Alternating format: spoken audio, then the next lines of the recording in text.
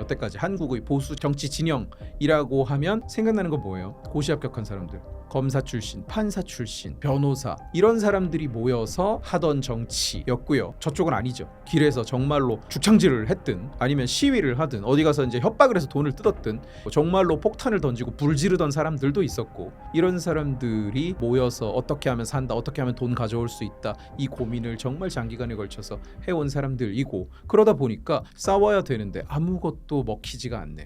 이 먹히지 않는 상황이 좌측 진영에게는 디폴트였던 거예요.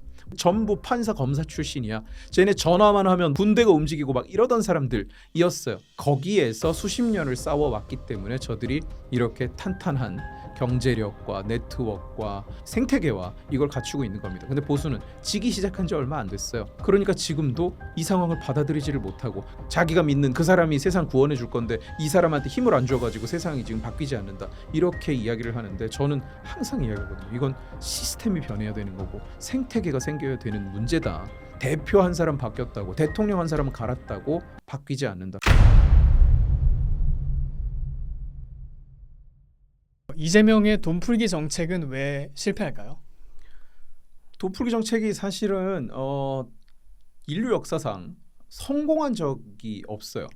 성공한 적이. 그러니까 인류 역사에서 정부가 돈을 적극적으로 풀어서 뭔가 긍정적인 결과를 냈다고 할 때 그 것들은 대부분 뭐였냐면 이제 인프라 투자를 해서 뭔가 뭐 억지로 도로를 깔았는데 그게 이제 결과적으로 산업에 무슨 이제 원동력이 됐다, 이런 이 사례들 외에는 정부가 돈을 특히 이제 현금 복지 그리고 이제 지원금 보조금 형태로 풀었을 때 그게 좋은 결과를 가져온 적이 없습니다. 왜냐하면 이제 이재명 정부에서 계속 주장하는, 말하자면 거짓말하는 것이 뭐냐면 자꾸 정부에서 푸는 돈은 승수 효과가 있어서 몇 배로 돌아온다는 건데, 사실은 현금 복지라는 것이 승수 효과가 1이 넘어가야 된다는 얘기거든요. 말하자면 1조 원 풀었더니 그게 1.1조, 1.2조 내지는 거기에서 얘기하는 건 몇 배라고 하니까 2조, 3조, 4조, 5조의 경제 효과를 가지고 와야 그게 이제 승수 효과고 마중물이 되는 거죠. 마중물이라는 게 그렇잖아요. 우리는 마중물이라는 단어를 너무 아무렇게나 쓰는데 정치인들 그 얘기 많이 하잖아요. 그죠? 마중물, 네. 이래서 마중물, 경제의 마중물, 뭐 무슨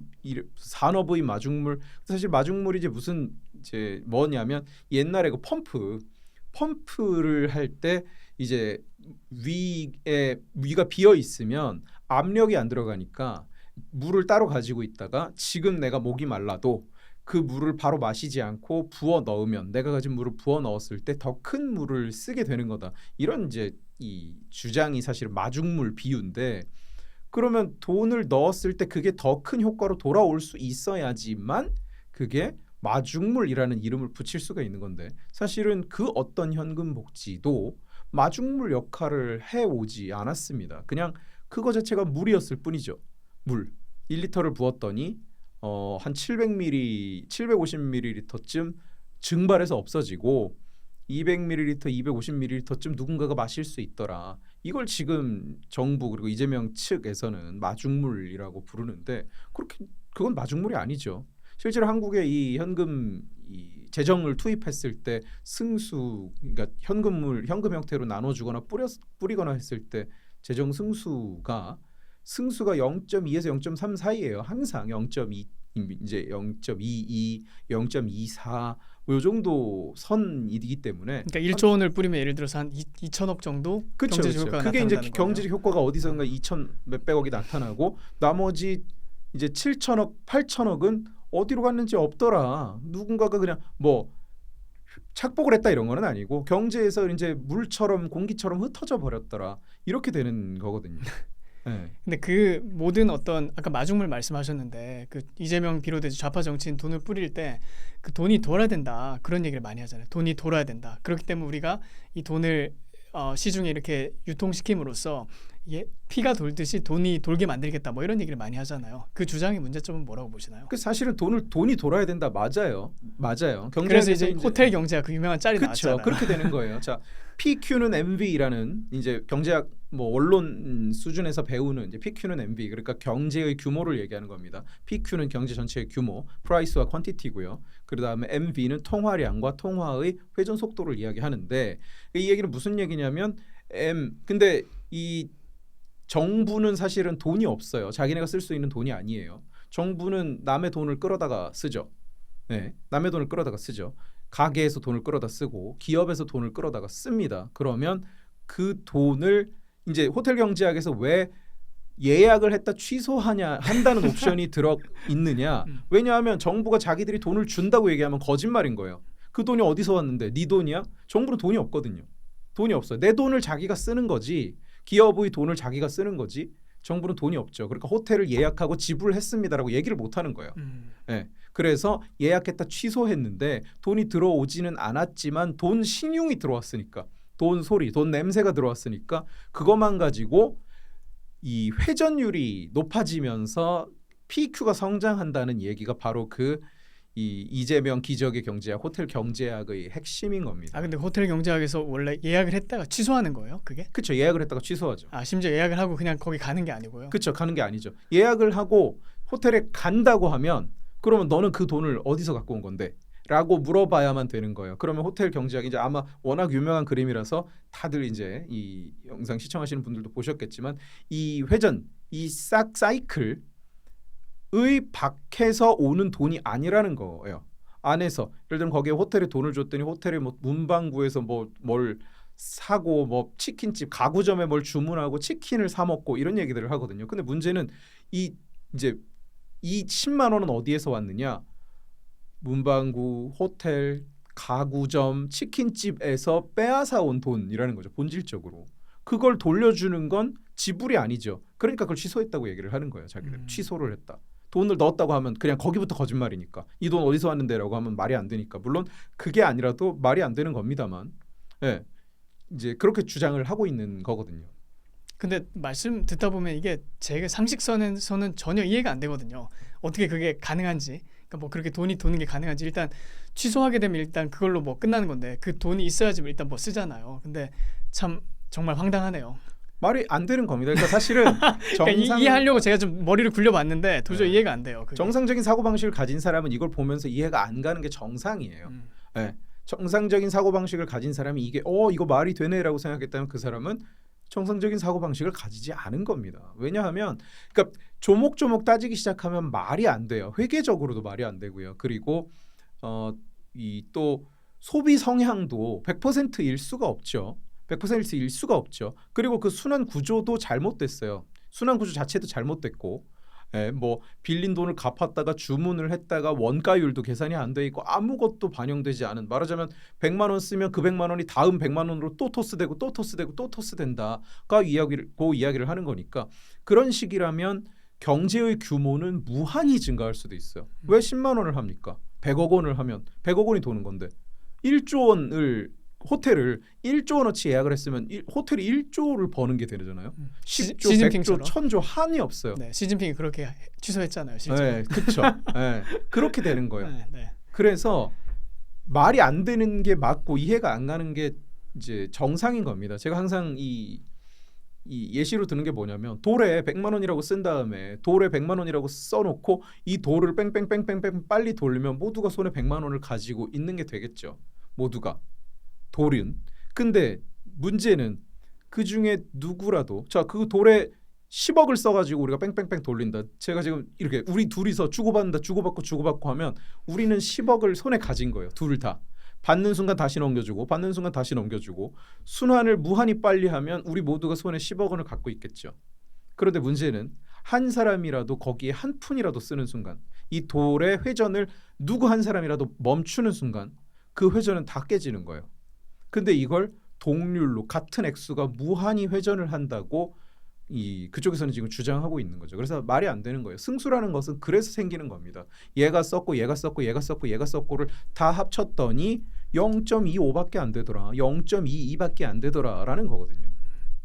이 모든 것도 이제 결국 인플레이션을 만들어내잖아요. 그 인플레이션이 이제 정말 저는 심각한 문제고 정말 중요한 문제라고 생각하는데 이제 원장님 그 프리드먼 연구원 이제 원장이시니까 이제 원장님으로 호칭을 하겠습니다. 원장님께서 보시기에 그 인플레이션의 문제점은 뭐라고 보시나요? 사실은 인플레이션이라는 것은 우리가 인플레이션 이제 인플레이션은 사실 굉장히 어렵고 복잡한 개념입니다. 인플레이션을 우리가 두려워하지만 인플레이션을 없애면 좋으냐? 그러니까 말하자면 인플레이션율이 0%가 되면 좋은 거냐? 전혀 그렇지 않아요. 그리고 디플레이션은 디플레이션 나름의 문제가 있고 그리고 뭐 어찌 보면 그 문제가 훨씬 크기 때문에 일정 수준의 인플레이션율을 유지하고 통제하는 것, 그러니까 조정을 하는 것이 사실은 맞는 얘기입니다. 자, 그럼 지금 되게 중요한 말씀해 주셨는데 그러면 인플레이션에는 순기능도 있다. 그러니까 나쁜 점뿐만 아니라 순기능도 있다 이렇게 말씀해 주셨어요. 그러면 이제 원장님께서 보시는 인플레이션의 일단 좋은 점은 뭐라고 보시나요? 그러니까 적당한 수준의 인플레이션. 사실은 경제가 성장을 하면 인플레이션율이라는 건 있을 수밖에 없거든요. 인플레이션율. 경제가 성장을 하니까. 예, 그러니까. 근데 이제 인플레이션율이 언제 증가하느냐? 실물 경제 이 규모, 실물 경제의 성장보다 통화량이 빠르게 증가할 때 인플레이션율이 늘어난다. 이렇게 이야기를 이제 하거든요.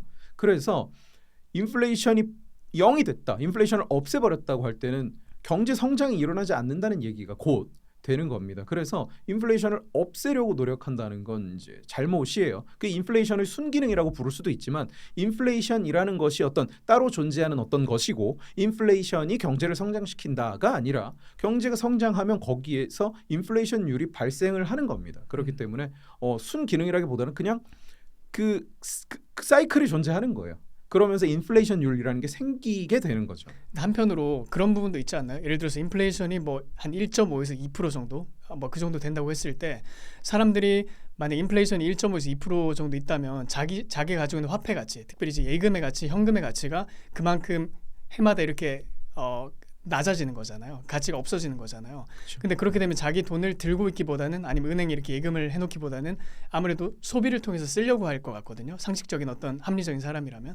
그래서 이제 어떤 경제학자 뭐 예를 들어서 밀턴 프리드만 같은 경우에는 그 1.5%에서 2% 정도 인플레이션은 경제 성장에 굉장히 도움이 많이 된다. 왜냐하면 그렇게 해야지 사람들이 그 인플레이션율을 보고 지금 내가 돈을 가지고 있는 것보다는 투자를 한다든지 아니면 어떤 소비를 통해서 이 돈을 쓰는 것이 합리적인 경제 활동이 된다고 판단을 내릴 것이다. 이렇게 얘기를 하기도 했었거든요. 그런 부분도 좀 있지 않을까요? 인플레이션 제가 순기능이라고 했을 때 그런 부분을 좀 생각을 했었거든요.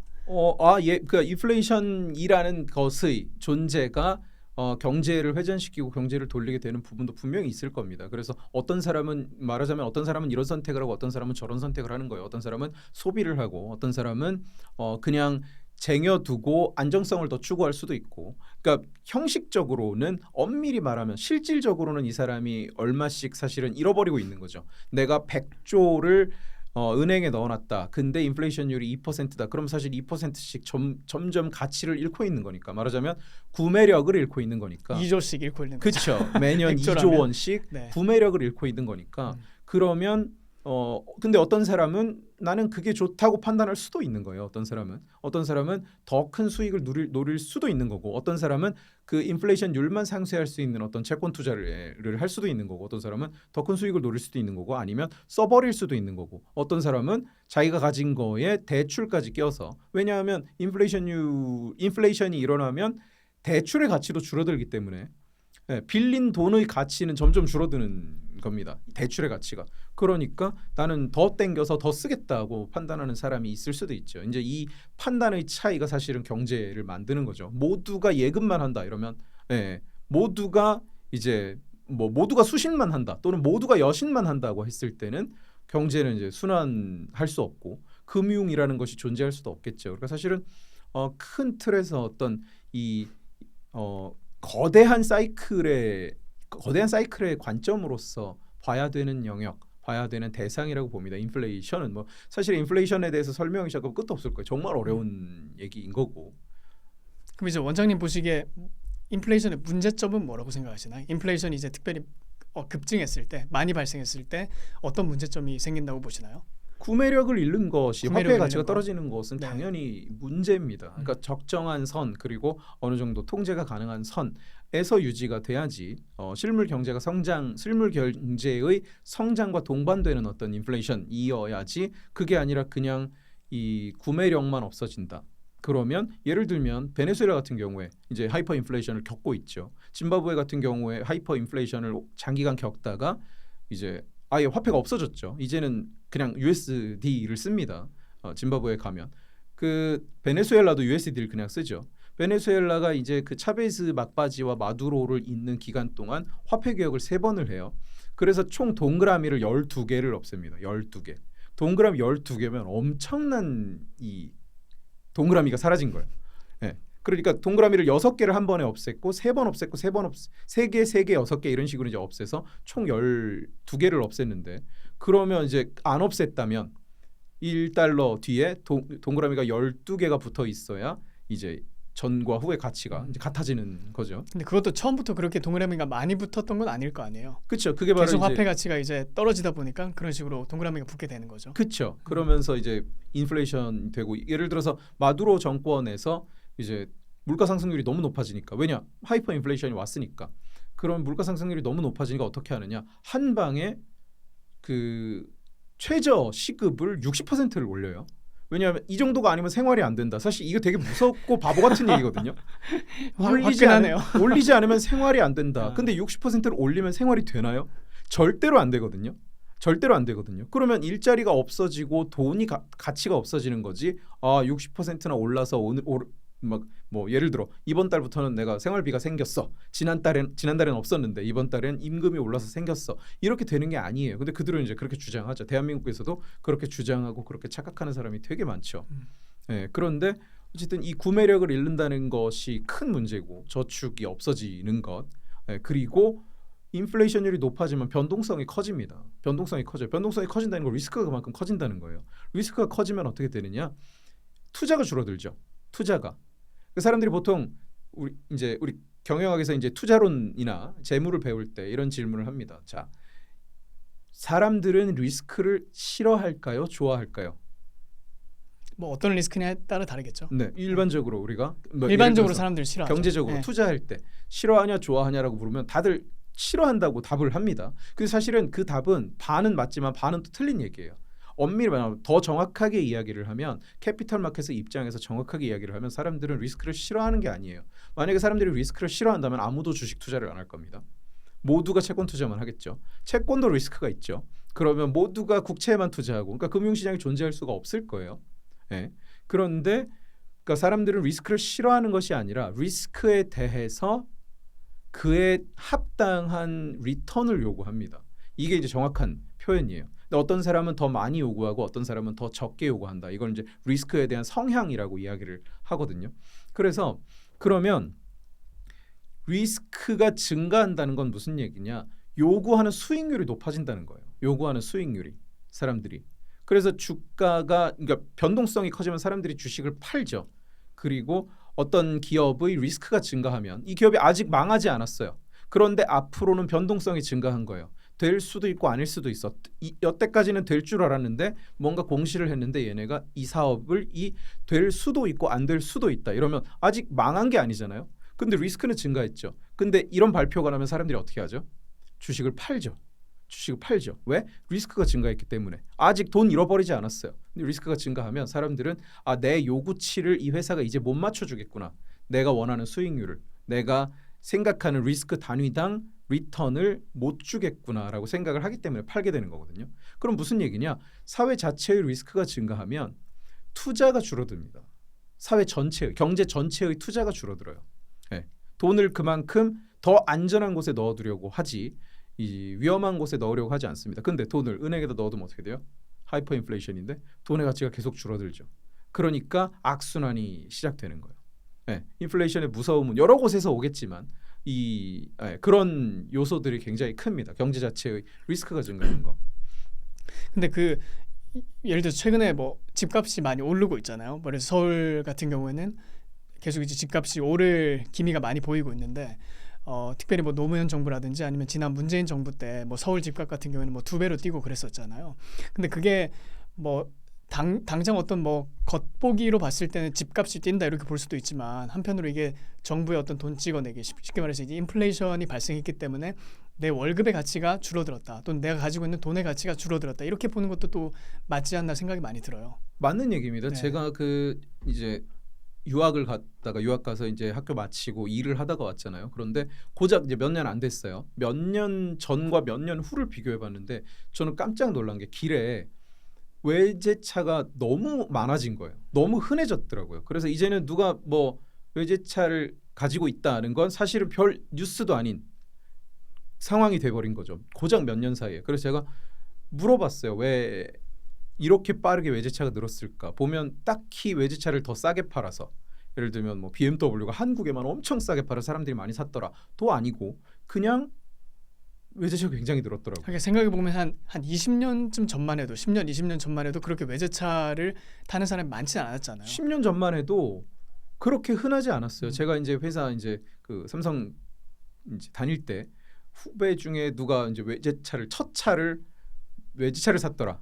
그 자체가 굉장히 뉴스가 되네요. 벤츠를 샀더라. 이러면 회사 전체에 막 사장님 오시는데 몰고 오지 마라. 뭐 이 정도의 네. 얘기가 나올 정도로 막 뉴스가 됐었는데 지금은 전혀 그렇지 않고 별로 서로 관심도 없고 누가 부러워할 수는 있겠지만 그게 그렇게 희귀한 일도 아닌 게 그 사이에 돼버린 거예요. 근데 왜 그럴까를 생각해보고 사람들이랑 물어보기도 하고 뭐가 뭐 이유일까? 근데 보니까 그런 얘기들을 많이 하더라고요. 예전에는 차값을 더하면 집이 한 평, 두 평, 세 평이라도 커졌다. 예, 한 1억을 더하면 집이 몇 평 커지고 2억 더하면 집이 몇 평 커지고 확실히 그 차이가 있었기 때문에 그 돈을 넣어서 집을 좋은 집으로 가고 집을 더 큰 집으로 갔었던 거다. 그런데 이제는 어떠냐면 차 한 대 가격 정도로는 집이 화장실 하나만큼도 차이가 안 나는 거예요. 27평이 28평 되느냐? 아닌 거죠.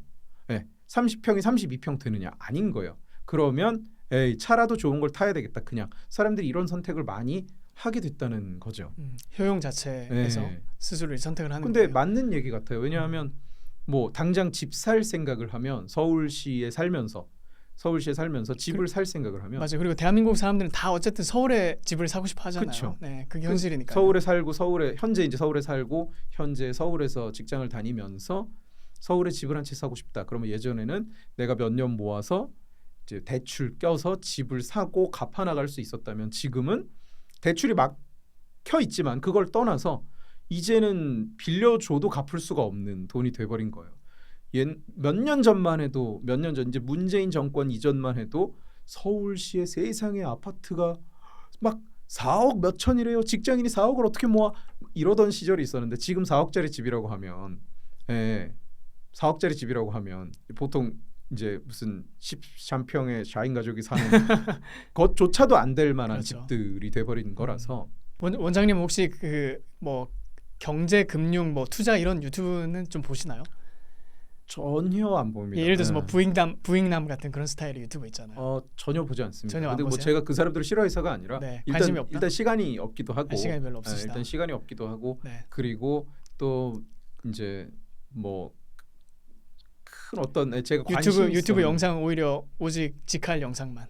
제 영상 잘 요즘은 보면 이제 깝깝해서 아 그래요? 왜냐하면 깝깝한 얘기를 하고 있으니까 네. 근데 보통은 이제 저도 이제 제 영상 찍으면 한 번은 보거든요. 네. 보통 어떻게 보세요? 저는 직접 찍은 굉장히 영상? 많이 봤었어요. 네. 특히 이 채널 초기에는 제가 영상 찍으면 배경에 틀어놓고 계속 보고 적어도 10번 뭐 15번 이렇게 봤습니다. 왜냐하면 그러면서 반성을 많이 했어요. 아 내가 뭐 여기서 발음이 정확하지 않았구나. 여기서 문장이 완벽하지 않았구나. 여기에서 뭐 눈을 좀 돌렸구나. 여기서 입을 뭐 실룩거렸구나. 이런 것들. 여기서 이상한 텀이 좀 있구나. 이런 것들을 굉장히 많이 돌이켜보고 반성하고 성찰하고 그런 시간들이 많았습니다. 근데 이제는 그 성찰과 개선의 시기는 상당 부분 이제 끝난 것 같고 왜냐하면 몇 년 했으니까. 그리고 또 요즘은 제가 정치 얘기를 하지만 듣기가 싫어요.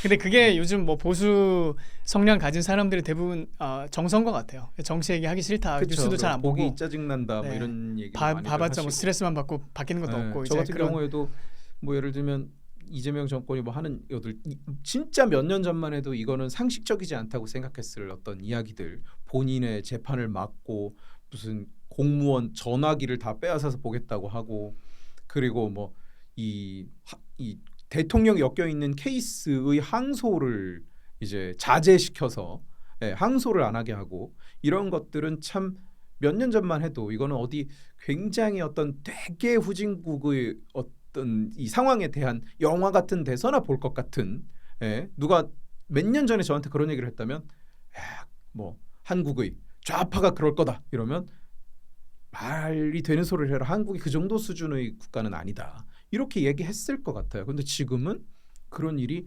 매일같이 하루에도 몇 건씩 벌어지니까 이 얘기를 하려다가도 저조차도 이거 무슨 의미가 있을까? 무슨 의미가 있을까? 지금 이재명을 막아설 수 있는 힘이 하나도 없는데 내가 여러분 힘냅시다. 저는 이제 그래도 나름대로 희망적인 얘기를 하려고 그리고 우리 미래를 대비합시다. 지금은 지고 있지만 앞으로는 이겨야 됩니다라는 얘기를 하는 사람인데 그게 보이지가 않는 거예요. 그러다 보니까 상당수의 사람들이 또 음모론에 빠지게 되고 그러니까 정치 유튜브라는 것이 지금은 되게 초반만 해도 제가 이제 정치 유튜브 뭐 1세대 내지는 뭐 0.5세대, 0.8세대쯤으로 이제 불릴 수 있는데 왜냐하면 저보다 이제 한 6개월 뒤에서 1년 뒤쯤부터 굉장히 많은 사람이 이 시장에 뛰어들었거든요. 그래서 제가 이제 뭐 1세대보다도 조금 앞선 그 정도 이 레벨이라고 그 정도의 이제 이 단계라고 본다면 그때만 해도 사람들이 되게 서로 다들 무거운 얘기, 의미 있는 얘기를 하려고 굉장히 많이 노력을 했었어요. 근데 지금은 이제 누가 더 센 얘기, 더 큰 게 오는지 이런 얘기를 하는 사람들이 이제 성공하는 상황이 됐고 시청자들도 그런 채널을 보는 사람들은 저는 이제 그런 얘기를 전혀 안 하니까 그러면 제 채널을 욕하고 제 채널의 시청자들은 또 그런 채널 시청자들을 욕하고 그런 식으로 안 된다, 뭐 음모론에 빠져 있다, 뭐 말이 되느냐 이제 서로 이런 상황이 상당 부분 벌어져 있는 거죠. 뭐 100대 100은 100대 0, 0대 100은 아니겠습니다만 그렇게 돼 있어서 저도 더 좀 회의를 갖게 되는 것 같고 더 안 보게 되는 것 같고 그런 부분이 그렇죠. 그 혹시 알고리즘 같은 것도 좀 변화한 게 느껴지세요? 예를 들어서 지금 뭐 정치 유튜브를 오래 하셨잖아요. 네. 거의 1세대나 마찬가지신데 뭐 알고리즘이나 아니면 어떤 유튜브의 정책적으로도 좀 바뀐 게 있다고 보시나요? 처음에는 정치 유튜브는 굉장히 미뤄졌었습니다. 왜냐하면 전 세계에서 정치라는 컨텐츠에 이렇게까지 관심을 갖는 나라가 없었다고 해요. 그래서 처음에는 어땠느냐? 저 같은 경우에 초기에 그 인기 급상승 동영상이라고 있어요. 저는 그 2개의 1개 영상은 인기 급상승 동영상에 올라갔었습니다. 그러니까 그게 약간 구글 옛날에 뭐 네이버 실검 같은 그런 거였어요? 그렇죠. 그런데 네이버 실검과 비슷한 개념이죠. 왜냐면 저희가 유튜브 할 때 그런 게 있었던 기억이 안 나거든요. 그런 게 있었나 봐요. 있어요. 옛날에는? 지금도 있습니다. 지금도 있어요? 지금도 아마 있을 거예요. 얼마 전까지는 있었어요. 그런데 그건 사람이 손으로 하는 거라고 알려져 있거든요. 그러니까 올려주는 거예요. 그러니까 담당 직원이 이제 올려주는 거네요. 그렇죠. 그랬었는데 언젠가부터 완전히 빠지더니 다시는 못 올라가.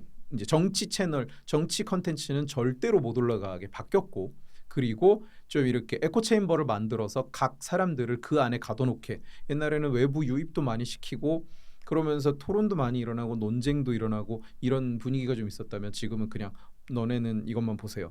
뭐 반대로 좌파 성향을 가진 사람들은 그것만 보세요라고 완전히 갈라놔서 이제 서로 그냥 말 안 나오고 말이 나오니까 서로 신고하면 또 조치해줘야 되고 이런 부분이 있었는데 지금은 그냥 이렇게 갈라놔 서로 만날 일이 없게 이제 말하자면 수용소를 만들어서 갈라놓은 것에 가깝습니다. 그러니까 자기가 평소에 보는 콘텐츠 안에 계속 그쪽으로 알고리즘이 맞춰서 영상을 추천해 주는 거네요. 그렇죠. 그리고 이제는 밀어주지 않고 정치 채널이라는 걸 그냥 그 안에서 여러분들끼리 노세요 이렇게.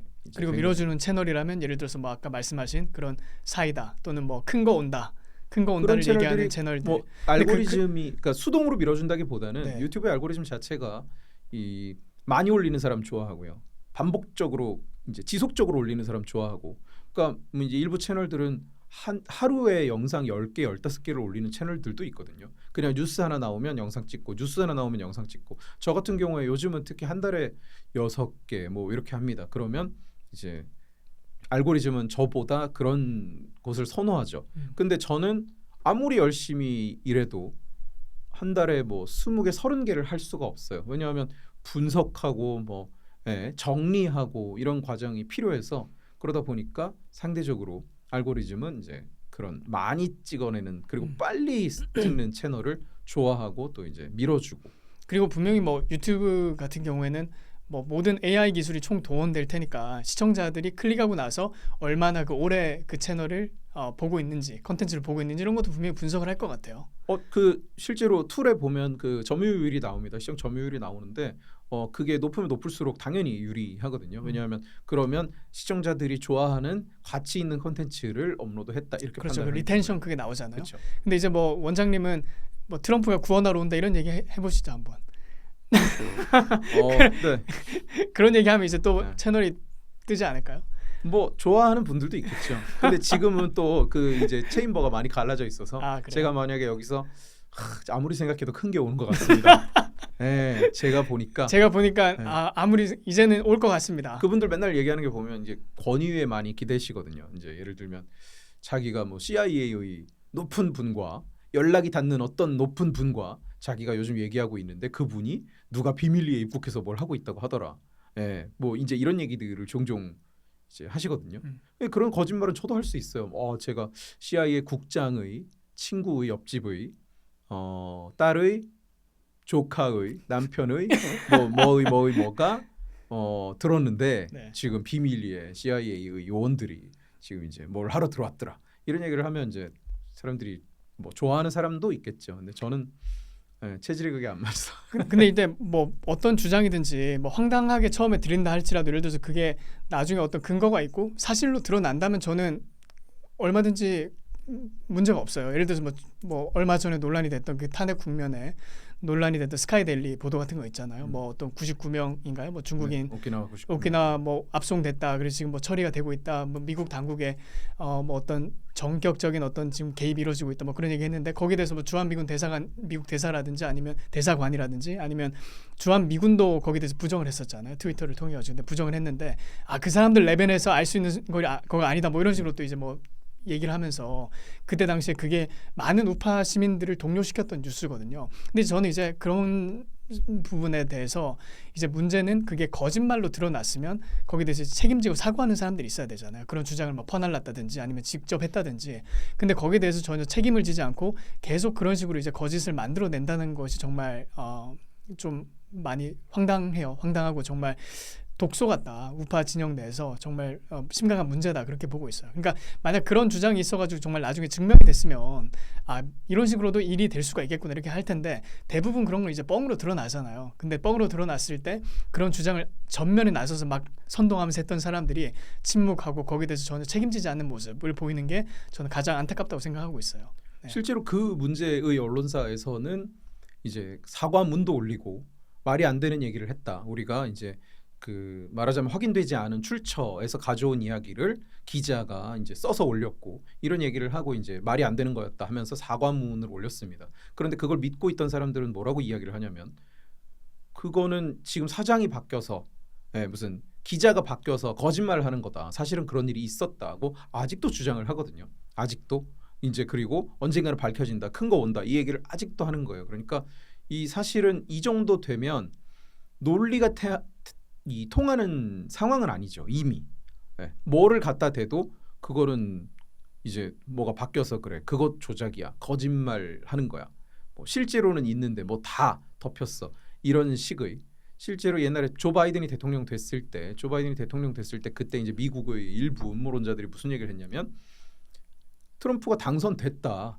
그 지금 오벌 오피스에 가면 트럼프가 앉아서 직무를 보고 있는데 지금 딥페이크로 이 바이든을 백악관에 합성해서 보여주고 있는 거다. 뉴스들이 모든 뉴스들이 그렇게 보여주고 있는 거다라고 이제 주장하는 사람들이 있었어요. 이 정도 되면 사실 이 사람들한테는 뭘 보여줘도 통하지 않죠. 그래서 저는 이제 늘 얘기하지만 보수 진영이 그런데 끌려 들어가지 않으면 좋겠는데 그러면 이제 대책이 없는 거잖아요. 다음에 그러니까 우리가 현실을 부정하면서 그냥 뭔가 이 기계 장치를 타고 내려온 신을 기다리고 있는 거니까 엑스 마키나 데우스 엑스 마키나를 그냥 기다리고 있는 거니까 그 성향을 버려야 되는데 자꾸 이제 납득이 안 가니까 어떻게 세상에 사람들이 이재명을 좋아할 수가 있지? 어떻게 사람들이 민주당을 찍을 수가 있지? 이 이해 안 가는 이제 본인이 이해가 안 가는 상황을 이제 쉽게 해석되는 어떤 것으로 끼워 맞추려고 하면서 그러면서 이제 음모론이 생긴 겁니다. 어떻게 미국은 한미 동맹인데 가만히 있을 수가 있지? 아 가만히 있지 않았지. 한강에 항공모함이 와 있어. 근데 뉴스들이 보도를 안 하는 것뿐이야. 이렇게 이제 자꾸 흘러가는 음. 거거든요. 사실 아까 뭐 이제 부익남이나 아니면 투자 채널 말씀 나누다가 이렇게 얘기가 잠깐 옆으로 이렇게 흘러가긴 했는데 사실 요즘 청년들이 그 투자에 대해서 관심이 되게 많잖아요. 그러니까 아까 말씀하신 것처럼 뭐 차를 사고 이렇게 소비하는 청년들도 있지만 또 한편으로는 극도로 자기 소비를 절약하면서 뭐 커피 한 잔 아껴가지고 모으면 1년 동안 모으면 미국 주식 몇 개 살 수 있어 뭐 이렇게 얘기하는 사람들 많이 보여요, 주변에 보면. 근데 이제 그런 사람들이 깨달은 소위 말하는 이제 자본주의의 어떤 그 법칙, 그런 얘기를 많이 하더라고. 나 자본주의 법칙을 깨달았어. 그러면서 결국에는 국가는 돈을 풀게 돼 있는데 그 돈을 풀게 되면 내가 가지고 있는 월급의 가치, 화폐의 가치 떨어지기 때문에 이 화폐의 가치를 내가 가능할 때 원화를 다른 걸로 이제 원화 코인이라고 그렇게 표현하는 사람들도 있는데 그걸 이제 다른 자산으로 좋은 자산으로 사가지고 가지고 있어야지 내가 가진 자산의 가치를 방어할 수 있다. 그래서 뭐 부동산 얘기도 나오고 뭐 비트코인이라든지 크립토 그리고 뭐 미국 주식이나 최근에 뭐 한국 주식 같은 거 이제 그런 자산, 그러니까 안 좋은 자산을 빨리 바꿔서 좋은 자산으로 갈아타야지 이 인플레이션을 막을 수 있다, 뭐 해칭할 수 있다 이런 얘기를 많이 하거든요. 그러니까 아까 이제 인플레이션 얘기하다가 좀 얘기가 새긴 했는데 결국 그런 걸 이제 깨닫는 사람들은 인플레이션 문제를 바라보면서 아 결국에는 이 인플레이션이 만악의 근원이구나. 그리고 인플레이션을 정말 잘 대처하는 것이 이 자본주의 사회에서 살아가는 어떤 방식이구나 이렇게 깨닫는 사람도 많이 생겨나는 것 같아요. 좀 어떻게 보시나요? 그런 현상에 대해서?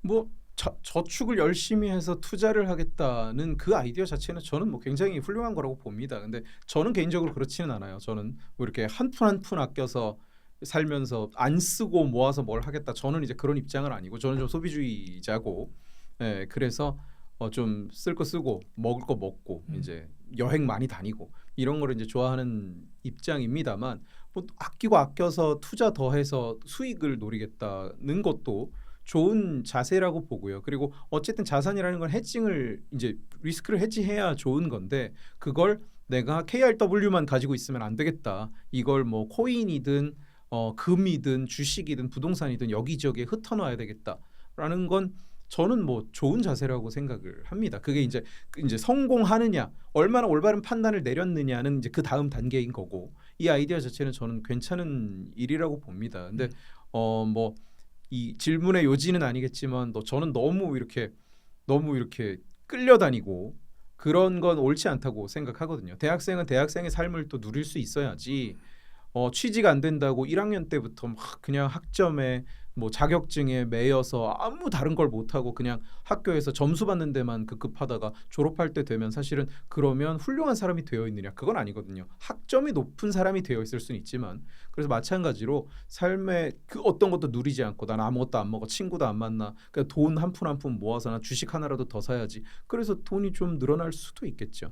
그런데 또 인생의 즐거움의 상당 부분은 돈에서만 오는 게 아니고 대부분이 돈에서 오지만 순간순간을 즐기면서 그 그쵸. 순간순간을 누릴 수 있어야 된다. 그쵸. 그게 되게 그리고 중요하다. 또한 세상의 흐름 그리고 사람의 마음을 이해하지 못하면 저는 사실은 큰 성공은 올 수 없다고 생각을 합니다. 그래서 한 푼 한 푼 모아서 이제 저축하는 것보다는 주식을 사 모으고 뭐 배당주에 투자를 잘해서 돈이 많이 늘었더라. 그러니까 말하자면 시장을 이겼더라. 이러면 뭐 좋은 일입니다만 그럼에도 불구하고 이제 나는 그거 하느라고 친구를 만난 적도 없고 맛있는 걸 먹은 적도 없고 뭐 쓸 거 아무것도 안 쓰고 인생을 즐기지 않고 오직 그것만 했어. 그런 저는 그건 이제 옳지 않은 자세라고 보고요.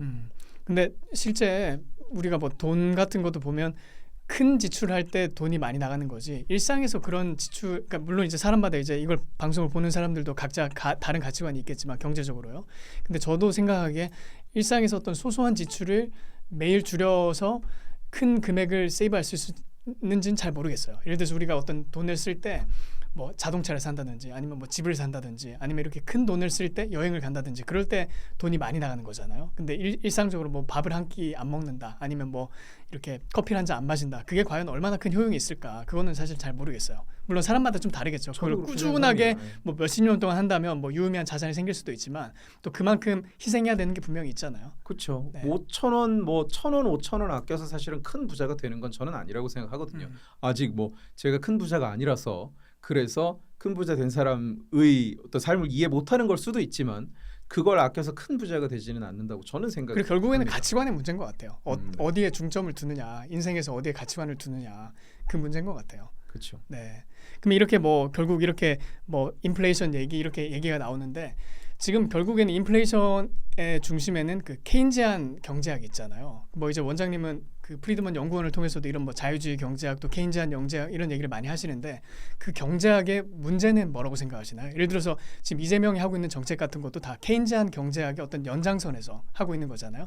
그 뭐 돈을 뿌린다. 그리고 이 사람도 어쨌든 그 디맨드에 관심이 많죠. 어떤 그 수요 우리가 어떤 수요를 많이 만들어낼 때 그 수요가 경제를 돌게 만들 것이다. 이런 철학을 가지고 있는데 이런 철학의 문제점은 뭐라고 보시나요?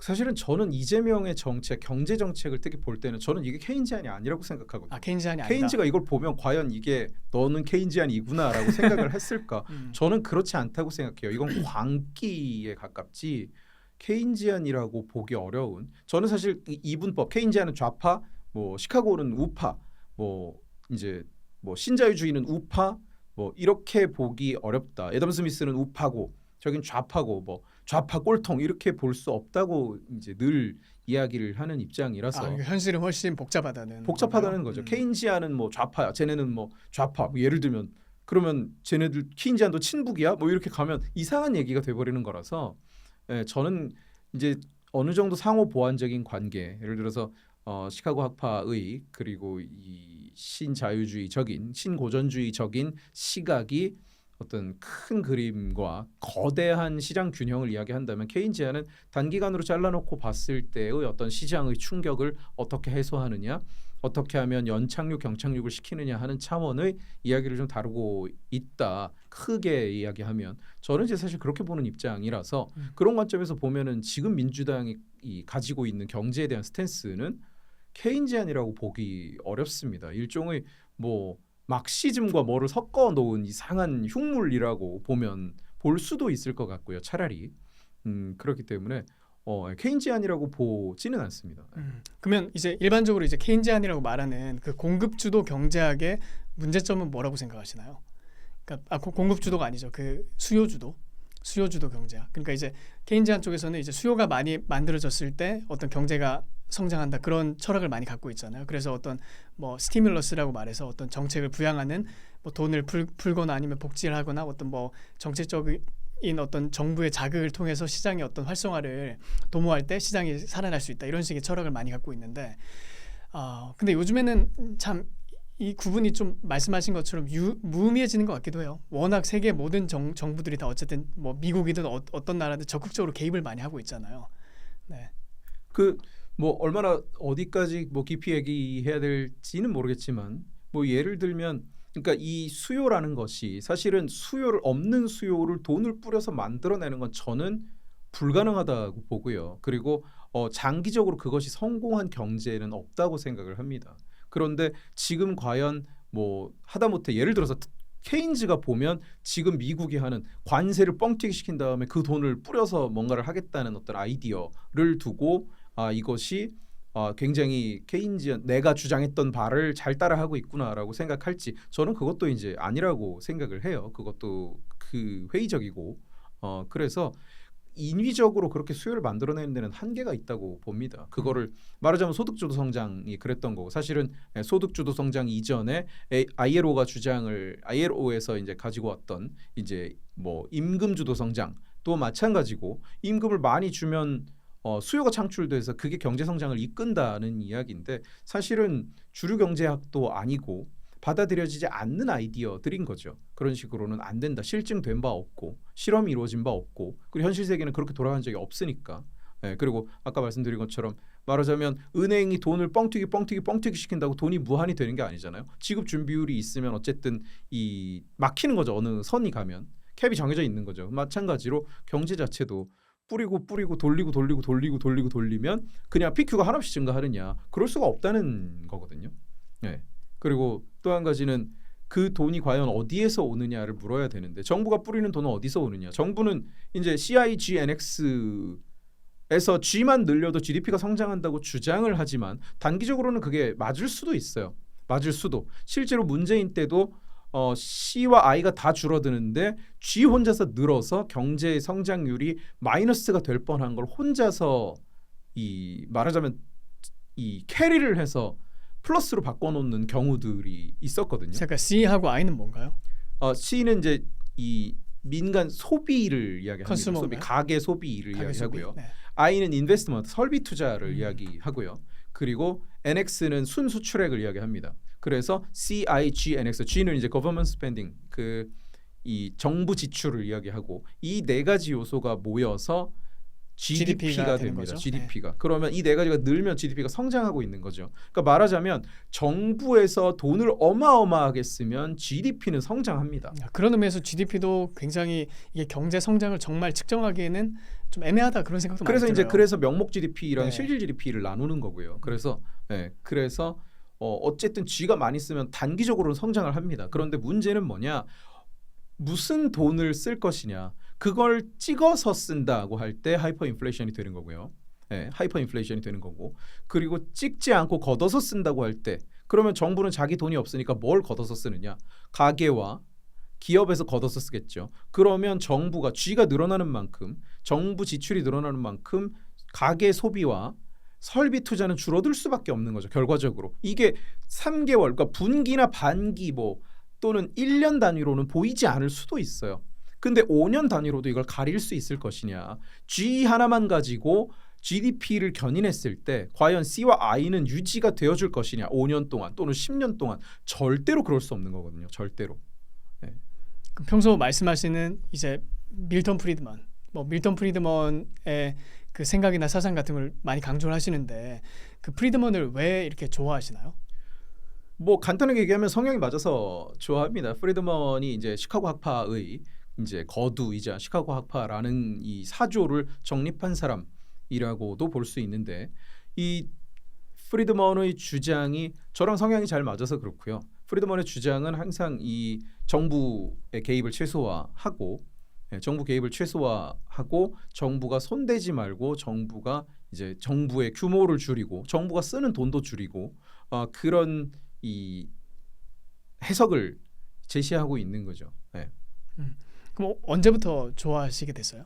저는 이제 대학 다니면서 책을 정말 많이 읽었는데요. 경영대 출신이니까 경영학 그리고 경제학 서적을 많이 읽고 그리고 이제 이 주제별로 저는 책을 읽었어요. 그래서 심리학 이러면 심리학을 몇 달 동안 심리학 책을 이제 굉장히 도서관에 있는 책을 심리학 책 대부분 다 빌려서 교재 말고 재미없는 교재 말고 다 볼 정도로 그리고 철학도 마찬가지로 그런 식으로 제가 공부를 했습니다. 누가 시켜서가 아니라 그냥 개인적인 관심에서 그러면서 사실은 좀 이제 깨달아 갔던 거죠. 내가 옳다고 생각했던 것이 왜 옳은지, 내가 잘못됐다고 생각하고 있던 것, 그러니까 말하자면 느끼고 있던 것이 왜 잘못됐는지를 이렇게 장기간에 걸쳐 배워가는 과정이 있었던 거고 그러면서 프리드먼의 주장을 이제 받아들이게 된 거죠. 아, 이건 이래서 돌아가는구나. 이건 이래서 잘못됐구나. 이건 이래서 안 되는 거구나를 이제 그런 과정을 통해서 배웠습니다. 보통 이제 뭐 경영학이나 아니면 경제학 같은 걸 공부하면 프리드먼은 그냥 신자유주의자 이런 식으로 해서 아주 그 경제학 시간에도 뭐 잠깐 다루고 말잖아요. 어떤 주류 경제학으로서 다루진 않잖아요.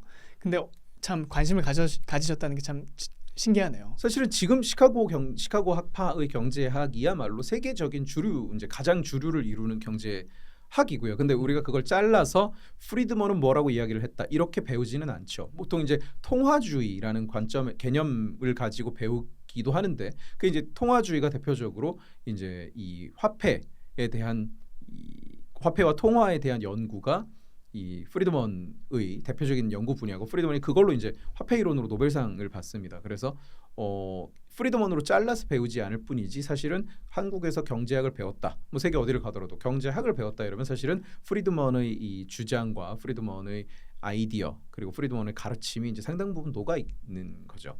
그 안에요. 네. 그러면 그 이제 뭐 정부의 규모를 최소화해야 된다. 그리고 개인의 자유를 확대해야 된다. 뭐 이런 식의 주장이 이제 주를 이루는데 그 중에서 특별히 이렇게 매력적으로 다가왔던 사상이 있나요? 프리드먼의 어떤 정책이라든지 그 사람이 제안했던 정책이라든지 아니면 철학 중에서요. 특별히 원장님한테 아 저게 정말 매력적이다 이렇게 느껴졌던 게 있을까요? 뭐 여러 가지 일단 아이디어. 그러니까 말하자면 경제와 철학은 분리할 수 없는 것이고요. 하이엑 같은 경우에는 이런 얘기를 했어요. 물리학자는 물리학만 잘하면 훌륭한 물리학자지만 경제학자는 경제학만 잘하면 훌륭한 경제학자이기는커녕 사회의 위험 요소다. 이렇게 이제 얘기를 했었거든요. 마찬가지로 모든 대부분의 경제학자들이 동시에 철학자로 불리는 사람들이 굉장히 많아요. 그러니까 미제스 경제학자였죠. 하이엑도 경제학자, 프리드먼도 경제학자, 애덤 스미스도 경제학자였습니다. 그래서 이 경제학자들이 동시에 정치 철학자로 불리는 이유가 뭐냐? 경제와 정치를 떼놓고 생각할 수가 없기 때문이고 경제에 대한 이야기를 하려면 무조건 정치에 대한 이야기를 해야 됐기 때문이라고 이야기할 수 있을 거예요. 그래서 프리드먼의 접근 방식은 굉장히 사실 사회의 전반에 걸쳐서 되게 디테일하고 깊이 들어갑니다. 말하자면 면허 제도에 대해서 이야기를 하고 교육 제도에 대해서 이야기, 복지에 대해서도 이야기를 하고 그러니까 그냥 어떤 자유란 무엇인가에 대해서만 이야기를 하고 끝맺는 것이 아니라 정책을 디자인하고 설계하고 어떤 사회가 돼야 되는지 그 이제 비전을 제시하거든요. 그래서 어떤 분야에 대해서 어떻게 무엇이 가장 마음에 드느냐라고 하면 너무 이제 되게 넓어서 할 얘기가 너무 많은 이야기고요. 뭐 한 가지 예를 들어보자면 이제 그 의무 소득세라고 하는 네거티브 인컴 텍스라고 NIT라고 불리는 이 제도 같은 경우에도 저는 되게 이상적인 형태의 복지 제도라고 봅니다. 그리고 그게 어떤 개념이죠? NIT는 어떤 개념이 있냐? 우리가 이제 기본소득을 주장하는 사람들이 많이 이야기하는 게 뭐냐면 기본소득은 보통 좌에서 주장을 하고 우는 반대를 하죠. 기본소득을 주장하는 사람들이 반대에 부딪히면 우파의 반대에 부딪히면 자주 하는 말들이 뭐냐? 이거 너네 우파가 주장하던 거다. 프리드먼이 주장한 거다. 니네 그걸 알지도 못하고 반대하는 거다. 이런 식으로 얘기를 해요. 그러면 사실은 기본소득이 뭔가 잘못됐다는 걸 알아도 어떻게 잘못됐는지를 디테일하게 설명할 수 없는 분들이 프리드먼이 누군지는 알아요. 근데 이거 프리드먼이 주장한 것도 몰라요 라고 얘기하면 그 프리드먼이 잘못한 거야 라고 얘기하기도 좀 부담스럽고 그래서 그러면 이제 사람들이 보통 어떻게 얘기하냐? 내가 하지 말자는 게 아니라 이렇게 이제 얘기가 흘러가 버린단 말이에요. 근데 사실 프리드먼이 주장한 NIT, 네거티브 인컴 텍스는 기본소득이라는 건 굉장히 정반대의 개념인 겁니다. 돈을 나눠준다는 것 그 부분만 비슷하지만 정반대의 개념이에요. 네거티브 인컴 텍스는 뭐냐? 기본적으로 이제 이 프리드먼이 주장했던 가장 이상적인 형태의 복지 그리고 가장 이상적인 형태의 소득세제입니다. 소득세를 일률로 그러니까 플랫 텍스 레이트를 들여와서 모두가 같은 비율로 세금을 내게 하고요. 그리고 대부분의 복지는 전부 통폐합합니다. 짜잘한 뭐 이거 주고 저거 주고 하는 거 다 없애고 그리고 소득세에 이제 특히 미국은 이 공제가 많잖아요. 정말 복잡하잖아요. 공제 제도가. 근데 공제도 대부분 다 없앤다 그냥. 그리고 뭐만 남기느냐? 기준점을 잡아서 기준점 이상인 사람들은 플랫 텍스 레이트로 그냥 일정량의 소득세를 내고 그 기준점 밑에 있는 사람들은 일정 비율로 대체율을 정해서 대체율에 따라서 그냥 돈을 주자. 이렇게 되는 거예요. 돈을 주자. 그럼 어떻게 되냐면 기본소득 같은 경우에는 무차별적으로 주고요. 모든 사람에게 주는 거니까 그게 기본소득의 핵심이죠. 그리고 기존에 있던 복지제도 위에 얹혀지는 거고 그리고 이 엄청난 양의 재원을 만들어내야 됩니다. 그런데 NIT는 그렇지 않죠. 당장 도입할 수도 있어요. 네. 왜냐? 거대한 돈이 필요한 게 아니니까. 다른 복지제도 통합하고 그리고 복지제도를 운영하던 정부 조직의 규모도 줄이고 그러면 돈이 굉장히 남죠. 그 다음에 소득세를 걷어들이니까 소득세라는 이 돈이 있죠. 이걸 가지고 어려운 사람들한테 선별적으로 모자란 만큼만 주는 거예요. 모자란 만큼만. 2천만 원이 기준점이다. 그리고 대체율이 50%다. 그런데 이 사람이 올해 1,000만 원을 벌었다. 그러면 1,000만 원이 모자라죠. 그러면 대체율 50%, 500만 원을 현금으로 그냥 주겠다가 이제 NIT의 핵심이거든요. 그래서 세제의 개편 그리고 정부 조직의 축소, 복지의 축소가 이게 자잘한 복지의 축소와 통폐합이 전제인 거예요. 그러니까 기본소득이라는 건 굉장히 반대죠. 네. 그래서 NIT를 동일한 방향으로 동일한 내용으로 우리가 전체적으로 한 방에 도입하지는 못하더라도 저는 이 국가, 현대 자유주의 국가, 시장경제 체제의 국가가 지향해야 하는 지향점이 바로 여기에 가깝다고 저는 생각을 합니다. 네, 프리드먼 자체도 뭐 어떤 주장을 할 때 항상 그랬어요. 디테일한 부분은 논의하면 된다. 이것이 방향성인 거다라고 이제 이야기를 항상 하거든요. 하이엑도 비슷한 입장을 가지고 있었습니다. 그런데 그래서 저는 그 프리드먼의 그런 접근법이 마음에 들었고 그리고 이제 NIT라든지 그리고 이제 이 자유에 대한 사상 그리고 시장에 대한 사상 이런 것들이 이제 마음에 들었던 그 거죠. 자유에 대한 어떤 확신이 있었잖아요. 특별히 자유 시장에 대한 굉장히 강한 확신이 있었잖아요. 그렇죠. 굉장한 네. 확신이 있었던 거죠. 특별히 뭐 저는 이제 기억에 남는 게 그 노조에 대해서 얘기하면서 누가 진짜 노동자들을 보호하는가 이렇게 얘기하면서 사람들은 뭐 노조가 보호한다 아니면 뭐 다른 회사들이 보호한다 이런 얘기를 하지만 프리드먼은 결국 자유시장, 완전한 자유시장이 그 노동자들을 보호할 수 있다. 뭐 이런 식으로 얘기를 했던 게 참 기억에 많이 남거든요. 그러니까 일반적으로 사람들이 잘 생각하지 못했던 정말 그 문제들에 대해서 답은 자유시장이 있다. 항상 그걸 강조했던 것 같아요. 프리드먼이. 저는 사실은 자본주의가 차갑다, 시장 경제가 차갑다 이런 얘기를 하는 사람들은 하나같이 시장 경제에 대한 이해가 부족한 거라고 봅니다. 그러니까 좌에서 자주 그런 얘기를 하잖아요. 우리는 너네 잘 살게 해주려고 하는데 뭐 무슨 왜 학력이 낮은 사람들이 뭐 국힘 저 세력을 뭐 이찍이구나 이제는 저 2번을 왜 이제 지지하느냐 이런 의문들을 많이 이야기를 하는데 제 관점에서는 사실은 자본주의와 시장 경제가 훨씬 따뜻한 거예요. 훨씬 따뜻한 거. 자본주의는 기본적으로 시장 경제라는 것은 기본적으로 굉장히 역동적이고요. 사회의 이동성을 증가시킵니다. 사회의 이동성을. 계층 이동성 말씀하시는 그렇죠. 거죠. 계층 이동성을 증가시켜요. 그래서 누구든 의지만 있다면 성공할 수 있는 환경을 만들어 주는 것이 바로 시장 경제 체제예요. 프리드먼이 했던 얘기 중에 이런 게 있어요. 시장이 제한되면 그 빈자리를 바로 정치 권력이 채우게 된다. 즉시 정치 권력이 채운다. 그 이야기를 하거든요. 시장 경제, 이 경제 권력이라는 것은 정치 권력을 상쇄합니다. 정치 권력을 상쇄해요. 그리고 이 시장에서는 우리가 시장의 효율성을 따지는 한 자유시장에서는 그 누구도 차별할 수가 없어요. 왜냐? 차별은 비싸지거든요. 내가 저 사람이 개인적으로 싫어. 상관없어요. 나 저 사람이 뭐 너무 싫어. 저 사람이 너무 못생겨서 싫거나 아니면 뭐 어떤 이유로 싫어. 저 사람의 국적이 싫거나 저 사람의 인종이 싫거나 그러나 그 사람이 파는 음식이 제일 맛있으면 그 사람 음식을 사 먹어야 돼요. 그 사람이 파는 음식이 가장 싸면 그 사람 음식을 사 먹어야만 되게 만드는 거죠. 자유시장이라는 것은. 그런 관점에서 자유시장은 약자에게 가장 따스한 자본주의는 약자에게 가장 따뜻한 것이고요. 무슨 예를 들어서 그 일론 머스크가 수백조 원의 돈을 벌었다. 그래서 누가 피해를 봤을까요? 누가 피해를 봤을까? 수백조 원의 돈을 벌었어. 불공평해요라고 사람들은 주장합니다. 그런데 누가 피해를 봤을까요? 피해 받은 사람은 없죠. 아무도 피해 보지 않았어요. 네. 네, 세상에 없던 물건이 생겼고요. 그리고 지금 테슬라나 스페이스X나 그 연관된 수없이 많은 셀 수 없이 많은 회사들이 거기에서 기회를 얻고 가치를 얻고 돈을 받고 그래서 생활을 하고 있거든요. 생활을 하고 있습니다. 그러면 누가 피해를 받느냐? 누가 지금 자본가에게 착취됐느냐?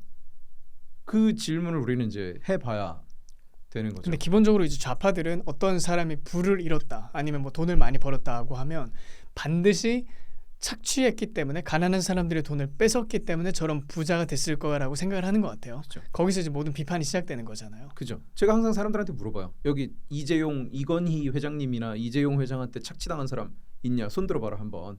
착취당한 사람 있느냐? 당했다면 어떤 상태로 당했느냐? 전 삼성 출신이거든요. 저는 삼성에서 일을 하면서도 이재용 회장한테 그때는 이제 회장님도 살아계셨지만 이재용 회장한테 착취당한다고 생각해 본 적이 한 번도 없어요. 이건희 회장님? 예, 이건희 회장님 이제 그때는 살아계셨지만 이제 한 번도 거기서 착취당하고 있다고 생각해 본 적이 없어요. 그러니까 제가 일을 했죠. 그리고 실제로 굉장히 늦게 퇴근하고 일찍 출근하고 그랬지만 그게 착취인가요? 돈을 내고 쓰는 거지. 저는 들어가고 싶어서 줄 서서 경쟁해서 들어갔고 그리고 그만한 걸 얻었다고 생각해요. 내가 싫었다면 관두고 나오면 되죠. 관두고 나오면 백수가 되고 수입이 없어지지 않느냐. 맞아요. 그런데 관두고 나오면 백수가 되고 수입이 없어질까 봐 못 관두는 것이 내가 착취를 당하고 있다는 뜻은 아니죠. 네. 그래서 정말 이제 중요한 개념이 자유시장이 있을 때 예를 들어서 어떤 뭐 거기에서 이제 많이 내가 착취를 당하고 있어 난 여기 마음에 안 들어서 그 회사를 뛰쳐나오고 밖으로 나왔을 때 다른 대안이 되는 회사가 존재한다면 얼마든지 거기서 이제 더 좋은 조건으로 아니면 자기 어떤 편의를 봐가면서 선택을 해나갈 수 있잖아요. 저는 이제 그게 결국 노동자를 보호해 줄 수 있는 가장 강력한 어떤 메커니즘이 될 수 있다고 생각을 하거든요. 그러니까 그쵸. 그게 자유시장이잖아요. 그쵸. 어떤 대안의 존재, 그 그렇죠. 대안을 만들어주는 존재가 있다면 내가 탤런트만 가지고 있으면 어디든지 내 탤런트를 요구하는 곳에 가서 일해줄 수 있는 거니까. 그렇죠. 네. 의지만 있으면 누구든 뭔가는 할 수 있는. 근데 재능이 없다? 그럼 일을 하면서 재능이 개발되겠죠. 근데 누군가는 타고난 재능이 너무 없다. 그러면 뭐 예를 들어서 일론 머스크가 지금 현재까지 번 돈과 제가 평생 벌 돈을 비교하면 아마도 제가 조금 더 적을 수도 있어요. 조금이요? 제가 조금 더 적을 수 있는데 네. 어떤 아이디어의 차이 그리고 운의 차이 그리고 능력의 차이가 분명히 있었던 겁니다. 있었던 거예요. 저는 그걸 줄이려고 노력할 거죠. 지금도 뭔가는 하려고 노력하고 있고 물론 제가 이제 전기차를 만들어서 부자가 되겠다는 게 저의 비전은 아닙니다만 어쨌든 뭔가를 이제 하려고 그리고 스스로 성장하려고 지금도 노력을 하고 있어요. 네, 그런데 그 격차가 있는 것이 어떤 사회의 부조리거나 사회가 해결해야 하는 문제거나 일론 머스크의 것을 빼앗아서 저에게 줘야 된다. 저는 이렇게 생각하지 않거든요. 그렇죠. 아까 뭐 삼성 말씀해 주셨는데 사실 그 누구도 그 칼을 들고 너 갤럭시 사 하고 협박해서 사는 사람 없잖아요. 그러니까요. 다 자기가 비교해 보면서 합리적인 선택을 하는 그렇죠. 거죠. 제가 항상 소비자로서. 물어봅니다. 강연할 때도 갤럭시 쓰시는 분 손 들죠. 애플 쓰시는 분 손 들어요. 그러면 자 여기서 갤럭시를 쓰신 분들 중에 살 이유가 하나도 없었는데 오직 이재용 회장이 가난해져서 밥 굶을까 봐 산 사람 손 들어봐라. 한 명도 없죠. 인류 역사상 그런 사람은 없어요. 그러면 여러분들이 삼성을 키워줬다고 얘기할 수 없는 거다. 이유가 있었으니까 쓰는 거 아니냐. 이유가 있었으니까. 애플도 마찬가지고요. 어거지로 애플 쓴 사람 있습니까? 쓰고 싶으니까 쓰는 거지. 그래놓고 나중에 가서 애플을 내가 키워줬다고 얘기할 수는 없는 거죠. 네. 그러니까 그런 의미에서 이제 사실 예전에 많이 회자가 됐었던 그 열정페이 그런 얘기도 많이 나왔었잖아요. 네. 또 88만 원 세대 뭐 어떤 경제학자 그런 얘기를 하기도 했었는데 뭐 알바하면 88만 원밖에 못 번다. 그리고 거기 사다리에 갇혀가지고 더 이상 뭐 전진할 수 없다. 이런 얘기를 하면서 청년들이 분노하라 뭐 사회에 대해서 뭐 혁명을 일으켜라 뭐 이런 식의 선동을 했던 사람들이 있거든요. 근데 가만히 생각해 보면 결국 그 잡이라는 걸 통해서 어떤 알바를 시작한다고 하더라도 그 알바에 영원히 머물진 않잖아요. 그 알바를 시작하면서 거기서 어떤 스킬을 얻게 되고 그 스킬을 통해서 그 활용해서 이제 뭐 경력과 또 어떤 그 기술을 통해서 다음 단계로 또 나아가게 되고 그 다음 단계에서도 또 일을 하면서 사람들을 만나고 네트워크를 만들고 또 기술을 배우면서 그 다음 단계로 나아갈 수 있게 되고 그러니까 그런 식으로 하면서 처음에 20대 때 사회에 처음 입문할 때는 뭐 연봉이 한 몇 천만 원밖에 되지 않더라도 나중에 30대, 40대, 50대가 되면 뭐 더 많은 연봉으로 이렇게 올라가는 게 사실 자연스러운 수순이잖아요. 그래서 저는 이제 알바 같은 경우에는 그 알바를 통해서 얼마나 내가 배울 수 있느냐, 그 다음에 경험을 쌓을 수 있느냐, 그리고 그 업계에 대해서 감각과 어떤 기술을 익힐 수 있느냐에 따라서 그 알바에 대한 어떤 그 보상은 당사자와 그 다음에 그 계약자 간의 어떤 개인적인 관계라고 생각을 하거든요. 그래서 예전에 뭐 문재인이 그런 말 하기도 했지만 뭐 열정페이다 뭐 이런 얘기 하기도 했지만 자기도 인턴 쓸 때 공짜 인턴을 많이 썼었잖아요. 근데 저는 그런 게 충분히 가치가 있다고 생각을 해요. 왜냐면 어떤 인턴 입장에서는 내가 문재인 밑에서 일하면서 정치도 배우고 뭐 이렇게 뭐 말투 같은 것도 좀 배우고 이상한 걸 배우면서 어쨌든 열정페이를 하더라도 그게 나중에 자기 레주메에 문재인 인턴 했다 그 한 줄 넣는 게 훨씬 가치가 있다고 생각하기 때문에 돈 안 받고 일을 할 수도 있는 거잖아요.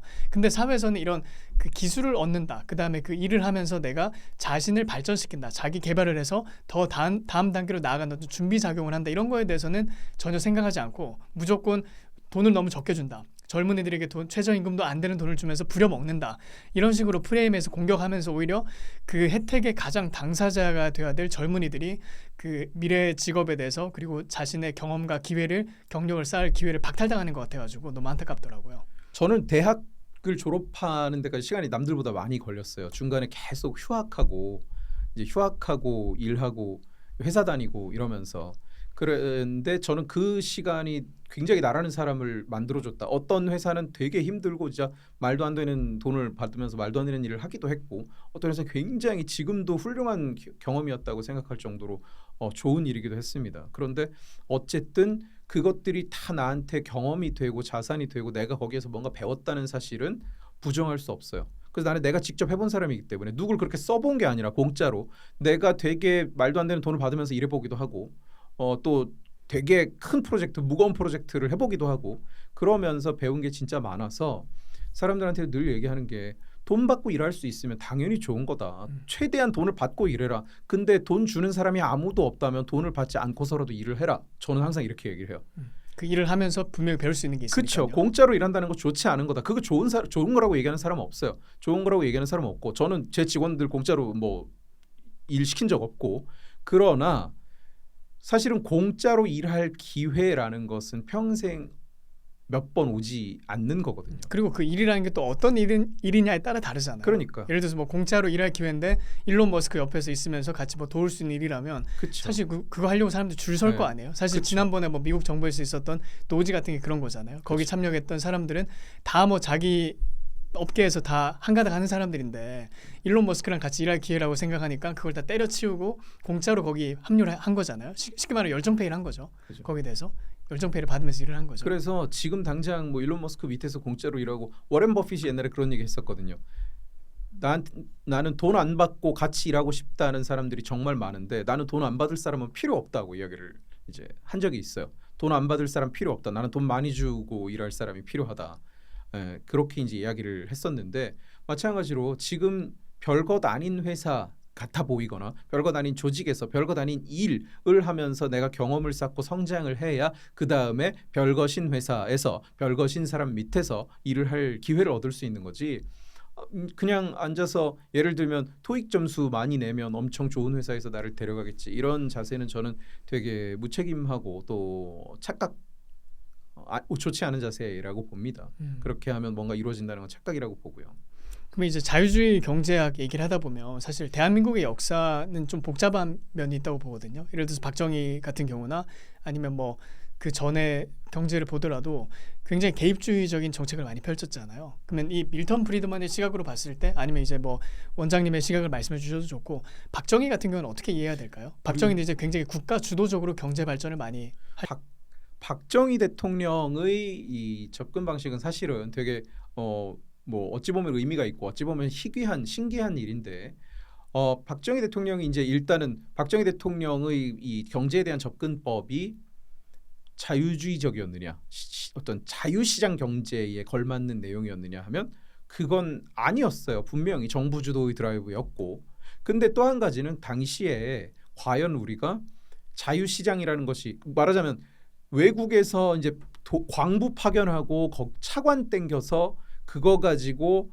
기업에 돈 빌려주고 이런 역할을 정부 주도로 했단 말이죠. 정부가 주도했으니까 옳지 않은 거네. 그렇게 볼 수도 있겠지만 그건 지금 우리가 이제 말하자면 경제 대국이 이미 되어 있는 상태에서 바라보는 시각인 거고 당시 1962년에 이제 박정희 대통령이 이제 대통령이 되는데 그러면 그 당시에 대한민국의 인당 GDP가 얼마였느냐? 100몇십 달러 수준이었단 말이죠.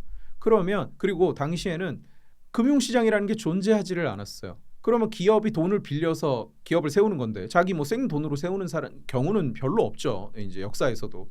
그러면 돈을 빌려서 세우는 건데 그 돈을 어디서 빌려오느냐? 금융시장이라는 게 존재하지 않는데 돈 자체가 없는데 어디에서 빌려서 기업을 세우겠습니까? 그걸 못하는 거예요. 그러다 보니까 이제 외국에서 차관을 가져와서 그걸 가지고 빌려줬던 거니까 사실은 어찌 보면 정부가 주도해 갖고 뭔가를 해냈네 그렇게 볼 수도 있는 거죠. 근데 굉장히 사회주의자들의 접근과 큰 차이가 뭐냐면 기업 자유를 굉장히 인정했어요. 권위주의 독재를 하고 있는 중인데도 불구하고 굉장히 기업들이 이 돈 가지고 너네는 뭐 해라, 뭐 만들어, 그리고 얼마에 팔아 이 개입을 하지 않았던 거죠. 그래서 굉장히 자율에 맡겼던 그러니까 신기하게도 인류 역사의 이 독재의 역사에 유례를 찾기 힘들 정도로 사실은 상당히 기업 자율에 맡기고 자유시장 경제에 맡겨둔 상태로 그 정부 주도의 드라이브를 걸었던 겁니다. 그래서 이게 가능했던 거고 프리드먼이 주장하는 어떤 그 이제 이 경제를 바라보는 시각 그게 이제 그리고 프리드먼이 주장했던 또는 이제 다른 어떤 하이եկ이나 미제스가 주장했던 어떤 자유주의적인 관점에서의 접근이었느냐 그렇지는 않았죠. 그런 면도 있는 거고 다른 권위주의 그리고 어떤 좌파 독재의 모습과는 달랐다고 이야기를 할 수 있겠지만 이런 면과 이런 면이 공존하는 상태인 거죠. 그러면 한 학점으로 따지면 몇 학점 정도 주시고 싶은가요? 저는 왜냐하면 이게 정말 어려운 굉장히 낮은 확률을 뚫고 올 수 있었던 거기 때문에 그러니까 이 평가 내가 이제 이걸 평가한다 학점으로 치면 얼마를 주겠느냐 A냐 뭐 B냐를 얘기할 때는 이게 자유주의적인 관점에서냐라고 하면 당연히 높은 점수를 받기 어려울 겁니다. 그런데 전체적으로 봤을 때는 그 당시에는 우연히도 정말 이것보다 더 잘 되기도 어려웠을 것이다. 저는 이렇게 생각합니다. 근데 특별히 이제 뭐 저는 분명히 아쉬움은 남는 건 있어요. 예를 들어서 뭐 막바지에 가서는 중복 투자가 많이 있었잖아요. 그렇죠. 중화공업 쪽에는 공업 쪽에 이제 중복 투자를 많이 해가지고 왜냐하면 아무래도 국가가 주도해서 어떤 사업을 많이 결정하다 보니까 뭐 그렇죠. 공단 같은 것들이 이렇게 중복으로 짓는 경우도 많았고 겹쳐가지고 효율성이 많이 떨어졌던 경우도 있었고 또 특별히 뭐 강력하게 이제 돈을 정부가 이제 많이 풀어가지고 경제를 부양시키려고 노력을 했던 건 사실이잖아요. 국가 주도를 하면서 그러면서 이제 인플레이션이 많이 발생해서 박정희 대통령의 어떤 말기 때는 그 뭐 인플레이션 비율을 보니까 거의 뭐 15% 20% 이렇게 됐던 해도 있더라고요. 그러니까 실제 뭐 경제가 뭐 10% 20% 성장하는 거는 맞지만 그에 따라서 이제 인플레이션도 그만큼 뛰다 그렇죠. 보니까 하이퍼 인플레이션이 오고 있었죠. 인플레이션이 네. 발생하다 보니까 이제 실질 성장률을 따져봤을 때는 이제 넷으로 따지면 거의 뭐 제로가 되는 그런 경우도 많았기 때문에 이제 그걸 이제 해결하기 위해서 노력했던 게 이제 전두환 정권의 김재익이라든지 이런 사람들이잖아요. 그래서 참 복잡한 면이 분명히 있는 것 같아요. 박정희의 정책 같은 경우는 정말 박정희가 정말 복잡한 인물이라는 생각이 많이 들어요. 그렇죠. 그리고 네. 사실은 그런 평가들도 있거든요. 그러니까 암살을 당한 게 당연히 좋은 일이 아니지만 그러지 않고 몇 년 더 정부를 운영했다면 그때는 이제 인플레이션 때문에 이제 국민들이 고통을 받기 시작했을 시점이라 그러면 이렇게 현재처럼 이 경제에 대해서는 적어도 좋은 평가를 지금은 뭐 압도적으로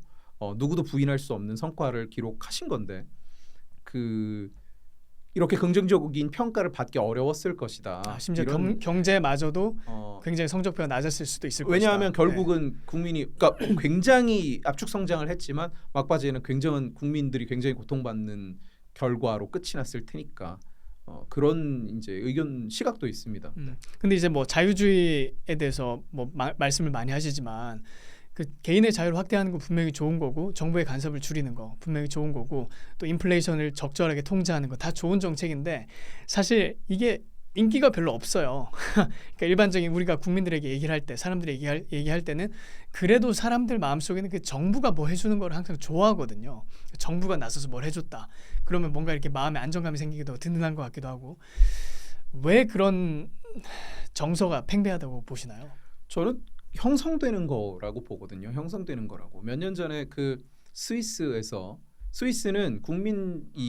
스위스는 청원이 몇 표 이상 올라오면 무조건 그 사안에 대해서 국민 투표를 하게 되어 있습니다. 그래서 스위스는 국민 투표가 굉장히 많은데 기본소득에 대해서 이 투표를 한 적이 있어요. 근데 당시 안이 전 국민에게 매달 약 한국 돈 거의 300만 원 정도를 나눠주는 안을 이제 국민 투표에 붙였는데 80% 정도가 이제 거부했습니다.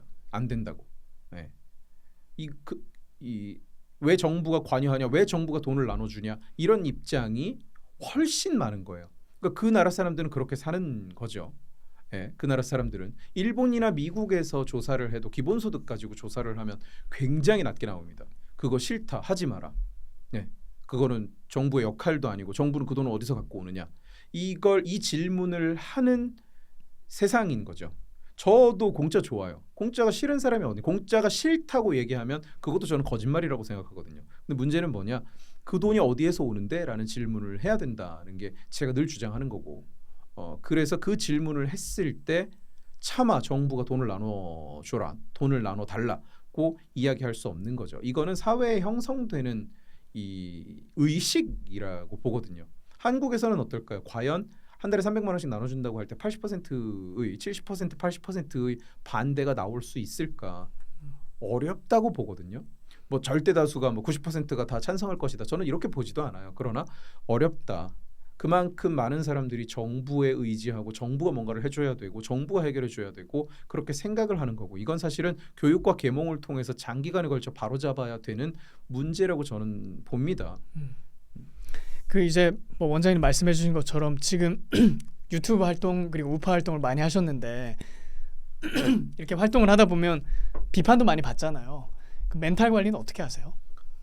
저는 사실 유튜브를 시작하기 전에 글을 오래 써서 사람들이랑 상대할 일이 많았고요. 그때는 키보드 배틀을 굉장히 열심히 열정적으로 또 재미있게 했었어요. 그래서 저는 그 멘탈을 좀 준비해 놓은 상태에서 유튜브를 시작했고요.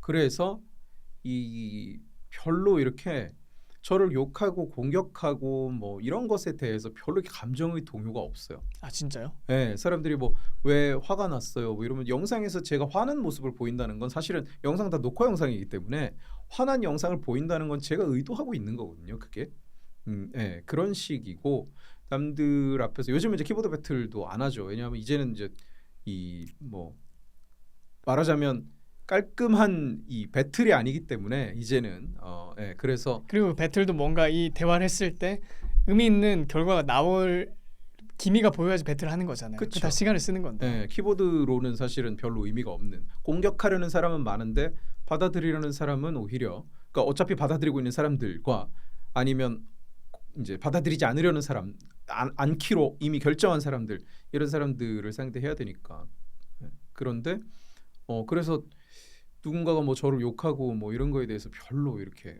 뭐가 없습니다. 온라인에 뭐 막 비판하는 글이 올라왔는데 와, 이거 말이 안 되거든요. 그럼 이제 우리 아카데미 멤버들이나 또는 이제 팬이나 이제 저랑 뜻을 함께하는 뭐 구독자이시거나 이런 분들이 막 화를 내시는 경우가 있는데 저는 그냥 놔두세요. 뭐 그런 사람들도 있지. 뭐 어떻게 해요? 그걸 없앨 수가 없어요. 저는 오히려 이제 이런 입장이거든요. 예.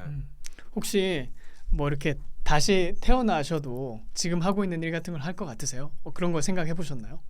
생각해보지 않았어요. 진지하게. 않으셨어요? 왜냐하면 뭐 네. 다시 태어날 거라고 생각을 안 하니까. 네, 그렇죠. 뭐 다시 태어날 가능성도 네. 없죠. 사실 뭐 네. 그게 뭐 현실적으로는 불가능한 그렇죠. 일이지만 크리스천은 어차피 그렇게 생각 안 하니까. 네, 네, 또 뭐 만약에 다시 태어난다고 해도 어차피 모를 건데 무슨 상관이에요, 그렇죠. 사실은. 그렇죠. 네. 그래서 근데 저는 이런 이제 질문들은 하잖아요. 만약에 과거로 돌아갈 수 있다면 돌아가겠느냐?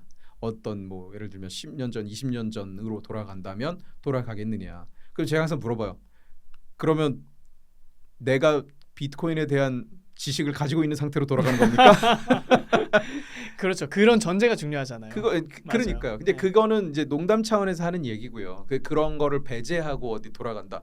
그 비트코인에 대한 거 알고 있으면 사실은 돌아가죠. 100번 물어봐도 돌아가죠. 뭐 10년 전이든 뭐 20년 전이든 돌아가죠. 근데 그게 아니라면 그런 부분을 재놓고 볼 때 그냥 인생의 어떤 시점으로 돌아가서 인생을 다시 사느냐. 보통 이 질문을 할 때는 그게 핵심인 거죠. 그렇죠. 가서 뭐 공부를 더 열심히 할 거냐.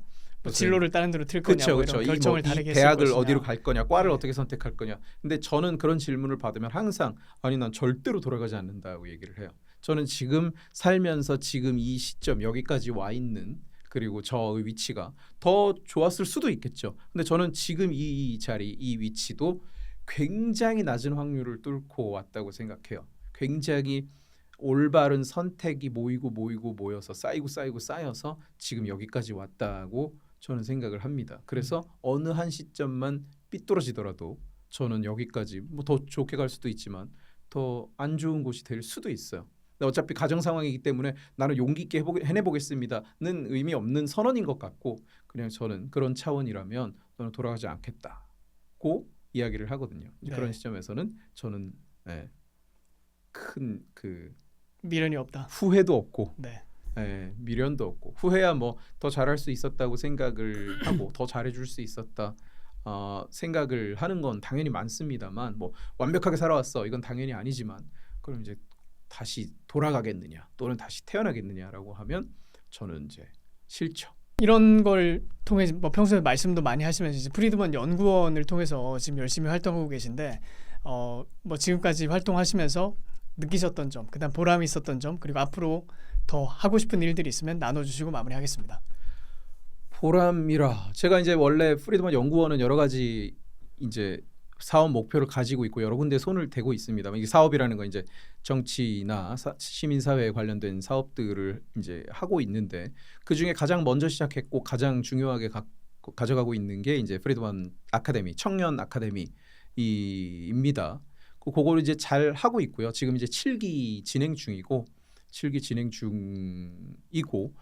계속 앞으로도 계속 해 나갈 겁니다. 그런데 뭐 한계는 있죠. 그리고 우리가 뭔가 홍보나 뭐를 하고 싶어도 사실은 뭐 돈이 없고 뭐 이런 부분들이 계속 이제 벽으로는 존재하지만 얼마 전에 이제 몇 달 전에 저희가 저희 사무실과 강연장을 이제 열었고요. 사실은 굉장히 빠른 거예요. 그래서 굉장히 이제 빠르게 사무실이랑 강연장이 생겼고 지금은 이제 강연도 거기에서 하고 있습니다. 그러면서 거기에서 나온 멤버들이 모여서 여러 가지 활동들을 이제 전개해 나가고 있고 일부는 뭐 제가 얘기를 하고 일부는 뭐 일부러 얘기를 안 하는 것들도 있고 그런데 어쨌든 그렇게 활동을 하고 있어요. 좀 안타까운 면이 있다면 저는 이제 그 제가 이 홍보 소개를 하거나 할 때도 늘 얘기를 하는데 저는 이렇게 봐요. 대한민국이 하루아침에 변하지 않는다고 생각을 하는데 보수 진영의 많은 사람들이 뭔가 한 방에 뒤집어서 이 상황을 확 뒤집어서 그냥 좌파 다 그냥 막 없애버리고 이렇게 생각을 하는 분들이 많이 계신 것 같아서 그런 쪽으로 후원이나 그런 쪽으로 관심이 몰리거나 하는 부분은 좀 안타까운 것이고 저는 그렇게 해결이 되지 않을 거라고 안타깝게도 그렇게 생각을 합니다. 그런데 좀 사람들이 이제 그런 걸 좋아하죠. 사실은 한 방에 뒤집고 빨리 끝내버리면 좋죠. 이재명 뭐 5년 못 버티고 뭐 없애버릴 수 있다면 감옥 보내고 이러면 그게 더 좋겠죠. 근데 그런 방법이 없다고 저는 생각을 하는 거니까. 그래서 근데 그 보시기에 그런 한 방을 추구하는 현상이 최근에 나타난 것 같아요. 아니면 원래 한국 보수 진영의 고질적인 문제였다고 보시나요? 저는 보수 진영의 고질적인 문제였다고 보고 장기간에 걸쳐서 형성된 것이라고 보거든요. 왜냐하면 보수 진영하면 여태까지 한국의 보수 정치 진영이라고 하면 생각나는 건 뭐예요? 고시 합격한 사람들, 검사 출신, 판사 출신, 변호사 이런 사람들이 모여서 하던 정치였고요. 좌는 반대로 학생운동 진짜 길에서 막 구르고 이랬던 사람들도 안 그런 사람도 물론 있지만 그런 사람들이 굉장히 많았어요. 그래서 이 시작점 자체가 달랐고 세상을 바라보는 눈이 달랐던 거예요. 그러니까 말하자면 국가의 녹을 먹고 어릴 때부터 고시 합격해서 영감님 소리 평생 듣다가 국회에 들어온 사람들은 이 일을 그런 식으로 해결하려고 했던 거예요. 시작부터 정말로 사무실이 없어서 시골에 어디 뭐 시골이 아니라 시장 바닥의 어디 뭐 칸 얻어갖고 거기에서 뭔가를 해보고 이랬던 사람들이 아니었던 겁니다. 뭔가 하고 싶으면 나라에 기한을 넣어서 나라 돈 받아서 나라 이름으로 뭔가를 하고 평생 이렇게 살았던 사람들이기 때문에 싸움이라는 개념 자체가 다른 거예요.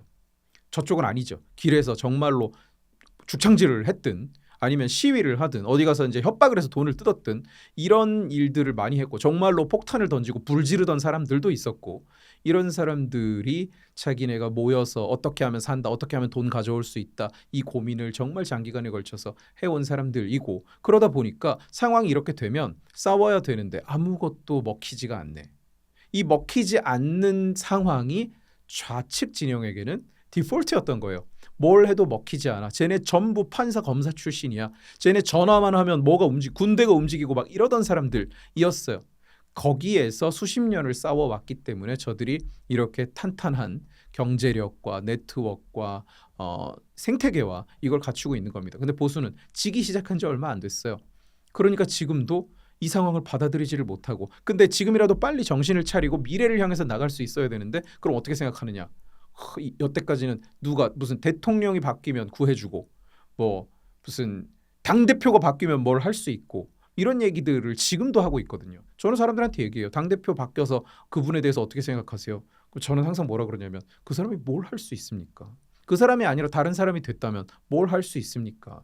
당대표를 한 명 바꿔서 뭐가 될 거라고 기대하지 마라. 그런 식으로 바뀔 상황이 아니다. 저는 이렇게 얘기해요. 그럼 사람들 되게 싫어하죠. 예?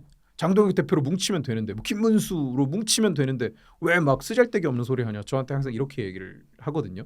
근데 뭉쳐서 뭐 뭉치고 지지하고 싶으면 지지하세요. 근데 문제는 거기 뭉쳐서 뭐가 되느냐라고 물어보면 화만 내요. 화만. 거기 한 사람한테 뭉쳐서 그 한 사람이 구원해 줄 수 있는 판이 아니다. 저는 이제 항상 이렇게 이야기를 하거든요. 그래서 사람들이 아직도 거기에 매여 있는 것 같고 뭔가 한방 뭔가 그러다 보니까 구세주가 자꾸 내려와야 되고 그게 윤석열이었고 그게 한동훈이었고 그러다가 그게 김문수였고 그게 홍준표였고 계속 그렇게 되는 그게 이준석이었고 계속 그렇게 되는 거예요. 누군가는 자기가 믿는 그 사람이 세상 구원해 줄 건데 이 사람한테 힘을 안 줘가지고 세상이 지금 바뀌지 않는다. 이렇게 이야기를 하는데 저는 항상 이야기하거든요. 이건 시스템이 변해야 되는 거고 생태계가 생겨야 되는 문제다. 대표 한 사람 바뀌었다고 대통령 한 사람은 갈았다고 바뀌지 않는다. 그걸 우리는 윤석열 대통령을 만들어 놓고 목격한 거거든요. 근데 아직도 보수 진영은 사고가 거기서 못 벗어나고 있는 것 같아서 상당수의 사람들이 그게 좀 안타깝습니다. 그러면 이제 원장님이 생각하는 시스템은 어떤 거예요? 예를 들어서 사실 저는 요즘 이렇게 얘기하거든요. 없애려고 하지 말고 대체하려고 해야 된다. 예, 대체하려고 해야 된다. 예, 저들이 만들어 놓은 시스템을 없애려고 들면 결국 예를 들어서 이렇게 얘기를 해볼게요. 자, 이제 막 지자체에서 사업 다 가져가고 사업권 그 막 도지사나 시장이 이제 좌에서 차지하면 거기다가 돈을 굉장히 많이 넣죠. 굉장히 많이 주죠 사업을. 그러면 뒤집혔어요. 그리고 이제 보수 진영의 시장이나 보수 진영의 도지사가 이제 자리를 차지한 겁니다. 그러면 저들이 벌려놓은 막 쓰잘데기 없는 것들 되게 많잖아요. 예? 무슨 성인지 감수성 뭐 무슨 이런 것들을 굉장히 많이 벌려놓습니다. 굉장히 많이. 그러면 이거를 하루아침에 없애려고 들면 어떻게 되느냐? 빵이 되지는 않잖아요. 그러면 절반으로 줄여요. 그러면 이 절반은 누가 가져가고 있을까요? 원래 가져가고 있던 사람들이 가져가는 거예요. 그 생태계가 4분의 1로 줄였다. 우리는 4분의 1로 줄였다 그러면 막 영웅이라 그러잖아요. 막 좌파에 들어가던 돈줄을 끊었습니다. 아니에요. 그들은 이미 생태계가 있고 누가 생태계가 없느냐? 우리는 생태계가 없죠. 우리는 생태계가 없는데 끊어버리면 저들은 살아남고 여기는 다 죽는 겁니다. 네. 그래서 대체해야 된다. 하루아침에 만들어질 것이 아니다. 네. 뭘 해서 넘겼더니 이제 예를 들면 여기에서 작업을 해서 넘기면 그 다음 조직이 받아서 뭘 하고 그 다음에 받아서 뭘 하고가 있어야 되는 거지.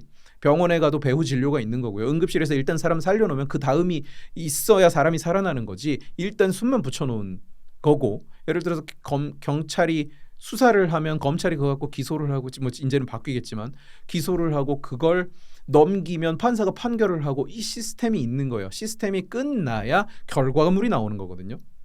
근데 우는 자꾸 가위질만 하려고 해요. 가위질만. 저는 그래서 제가 그 우리법 연구회의 그 오랜 기다림에 대한 얘기를 자주 하는데 그런 시스템을 구조를 갖춰 나가야 된다는 거죠. 우파 운동을 하겠다고 모여 있는 청년들 보면 저도 이제 청년들을 길러냈잖아요. 그러고 나면 이 다음에 제가 길러낸 청년들은 다 정치를 하고 싶은 사람들만 모여 있는 것이 전혀 아닙니다. 그래서 각자 자기 일들을 해요. 누군가는 학생이고 누군가는 이제 회사를 다니고 누군가는 자기 사업을 하고 굉장히 다양한 역할들을 합니다. 네. 다양한 역할들을 하고 있는데 그들 중에 또 일부는 시민사회에 정말 자기는 투신해서 진짜 정말로 이걸 해보고 싶다 이런 사람들이 있어요. 그런 사람들을 포용해서 급여를 주고 쓸 수 있어야 되는 거거든요. 급여를 주고. 근데 그러려면 돈이 이제 들어와야 되는 거고.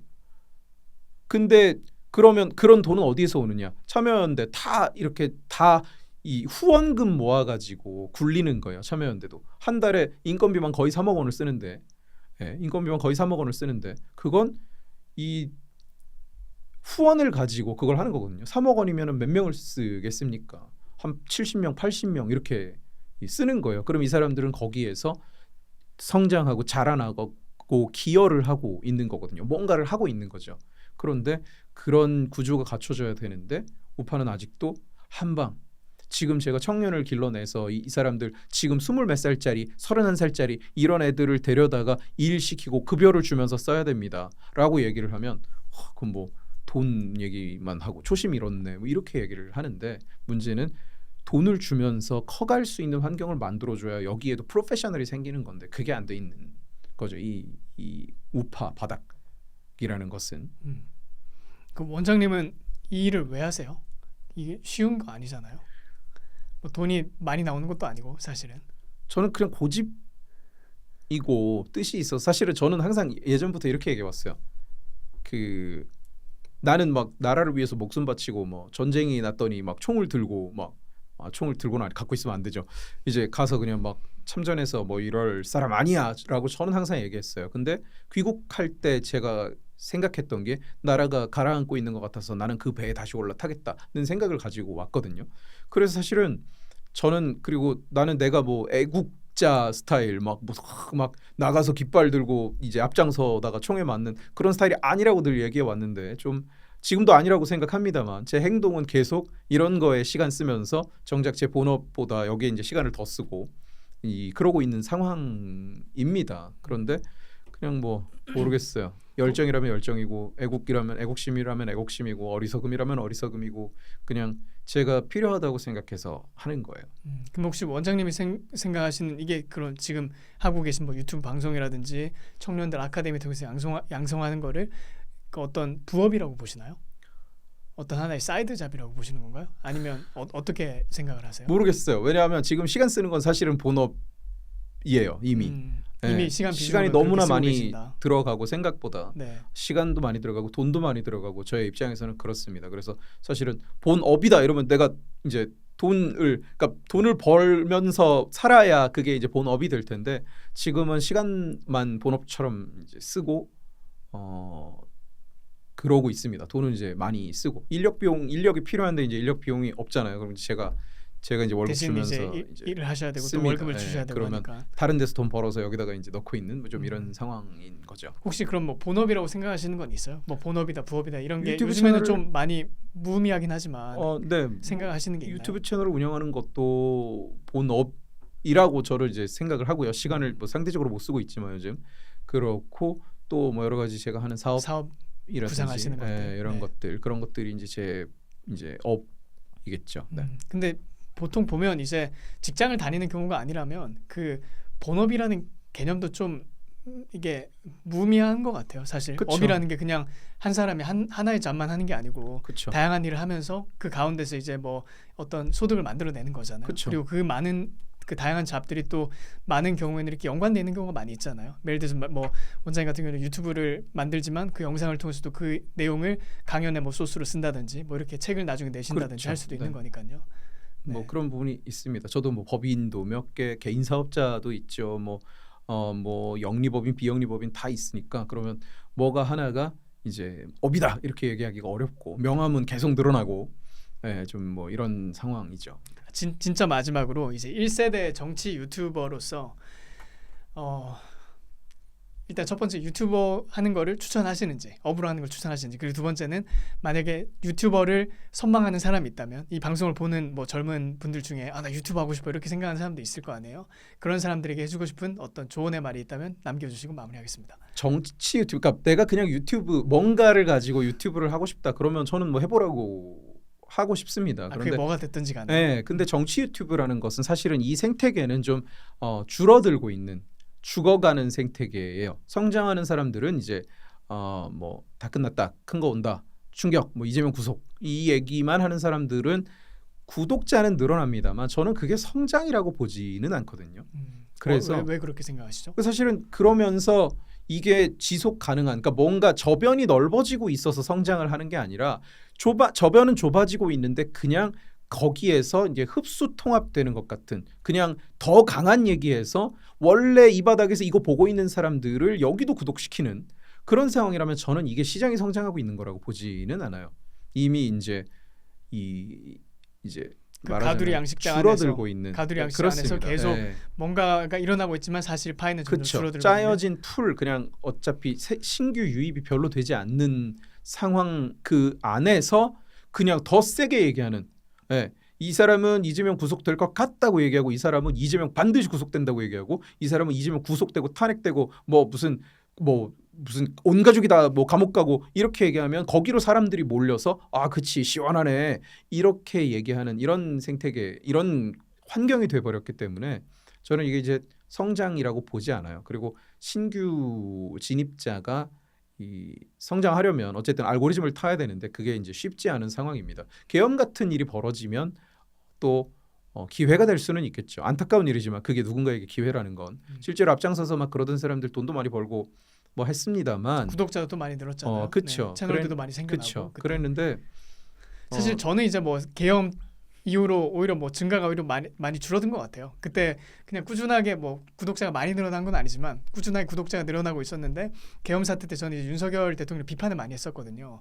이해가 안 된다. 그리고 그런 상황을 왜 그냥 이재명 재판 기다리면 되지 좀 왜 그렇게 자초를 하느냐. 그리고 사실 제가 이제 가장 이해가 안 됐던 거는 뭐 만약에 정말 부정선거 이슈를 밝히려고 문제 삼고 있었다면 그 타이밍 자체가 이제 그 레파토리가 그거잖아요. 트럼프가 도우러 올 것이다. 뭐 트럼프가 다 알고 있으니까 중국이 뭐 뒷배가 됐던 부정선거를 밝히기 위해서 윤석열 대통령과 합작해서 뭔가 일으킬 것이다. 이런 얘기를 또 하는 사람들도 있는데 그렇게 되면 윤 대통령이 그때 당시 이제 계엄을 했던 게 12월 달이잖아요. 2024년도 작년 이제 12월 달인데 그때 무슨 일이 있었냐? 한 달 전에 트럼프가 당선이 됐어요.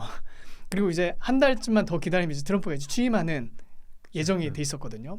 그리고 바이든이 그때 이제 대통령에서 물러나는 사실상 존재감도 아무것도 없는 상황이었는데 만약에 정말 뭐 진짜 그런 국제적인 연대나 공조를 생각하고 있었다면 왜 트럼프가 당선돼서 이미 대기 타고 있는데 이제 한 달만 기다리면 트럼프가 취임을 하는데 왜 그거를 기다리지 않고 갑자기 그렇게 발작적인 행동을 했을까 이런 의문을 가지고 있었어요. 근데 이제 이런 얘기를 표현하다 보니까 아무래도 구독자분들 중에는 계엄의 정당성에 대해서 굉장히 강력하게 확신을 가졌던 사람들은 뭐 제 채널도 그런 분들이 대부분이었던 것 같아요. 그래서 제가 어떤 글을 썼을 때 거기에 대해서 비판을 많이 하고 있었거든요. 그래서 실제 그 이후로 구독자가 많이 좀 줄어들다가 뭐 최근에 그냥 다시 이제 뭐 조금씩 늘어나고 있는 그런 상태라고 저는 보여지거든요. 그러니까 저는 이제 그때 당시에 계엄 때문에 뭐 큰 혜택을 봤다라고 생각하지도 않고 뭐 혜택을 보고 싶지도 않았고, 근데 이제 그런 상황을 이제 하나의 좋은 기회라고 생각하고 우리가 이때 이런 발언을 하면 구독자를 많이 얻을 수 있을 것이다. 또 지금 뭐 모르죠. 그리고 실제 그걸 확신으로 가지고 내가 구국의 마음으로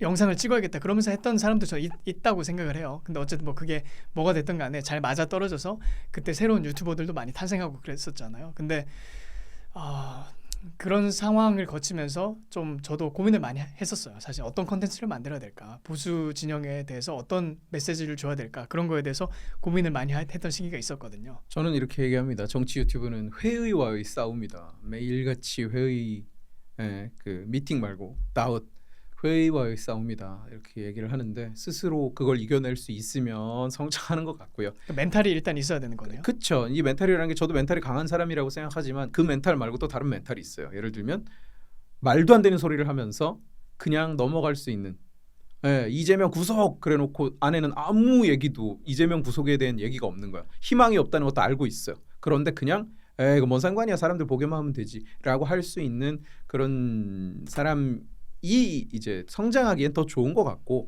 지금 뭐 큰 데는 다 그렇다는 얘기는 아닙니다만 그런 것 같고, 저는 이제 그렇게 못 하겠고, 그게 뭐 그렇게 하는 사람이 부럽지도 않고, 저는 그냥 제 뭐 이름을 지켜나가고 있다고 생각을 해요. 근데 어쨌든 유튜브를 하고 싶다 그러면 그런 부분은 생각을 해야 되는 부분입니다. 근데 그게 힘든 문제는 분명해요. 왜냐하면 힘들죠. 어쨌든 이것도 유튜브를 한다는 거는 본인의 생계를 거기에 맡긴다는 거잖아요. 그쵸. 일을 하면서 돈을 벌 생각을 하면서 유튜브를 할 텐데 뭐 그 누구도 돈을 안 벌 생각을 가지고 유튜브를 하진 않잖아요. 분명 이걸 통해서 나중에 뭐 기회가 되면 돈을 벌고 싶은 마음은 누구나 있다고 생각을 하거든요. 그쵸. 근데 정말 소신과 어떤 그 마음을 지키면서 이 수요에 맞게 돈을 벌 수 있을지, 정말 이걸 수익을 만들어낼 수 있을지, 그게 저는 정말 힘든 딜레마라고 생각을 해요. 그게 힘들죠. 힘들죠. 그래서 정말로 유튜브를 취미처럼 한다, 딴 데서 돈을 많이 벌어서 뭐 이러면 좋겠지만 사실은 뭐 그런 게 쉬운 사람은 별로 없을 것 같고, 다른 데서 돈을 많이 벌면 벌수록 거기에 시간도 많이 뺏기는 거고, 그래서 쉽지 않은 문제라고 봅니다. 그래서 별로 이렇게 사실 정치 유튜브는 이제는 진입하기에는 별로 좋지 않은 상황 아닌가 싶고요. 결론은 하지 마. 하지 않는 게 아니, 진지하게 생각해봐. 뭐 이런 주변에도 거는. 물어보면은 얘기합니다. 그렇게 뭐 네. 하는 걸 말릴 수는 없겠지만 이제는 성장의 알고리즘도 별로 없고, 그리고 대중이 원하는 것을 줄 것인지 아니면 네가 하고 싶은 얘기, 네가 가치 있다고 생각하는 얘기를 할 것인지도 중요하다. 근데 어느 쪽이든 하지 마라. 이정훈 원장님 오늘 시간 내주셔서 감사합니다. 네, 불러주셔서 고맙습니다. 네.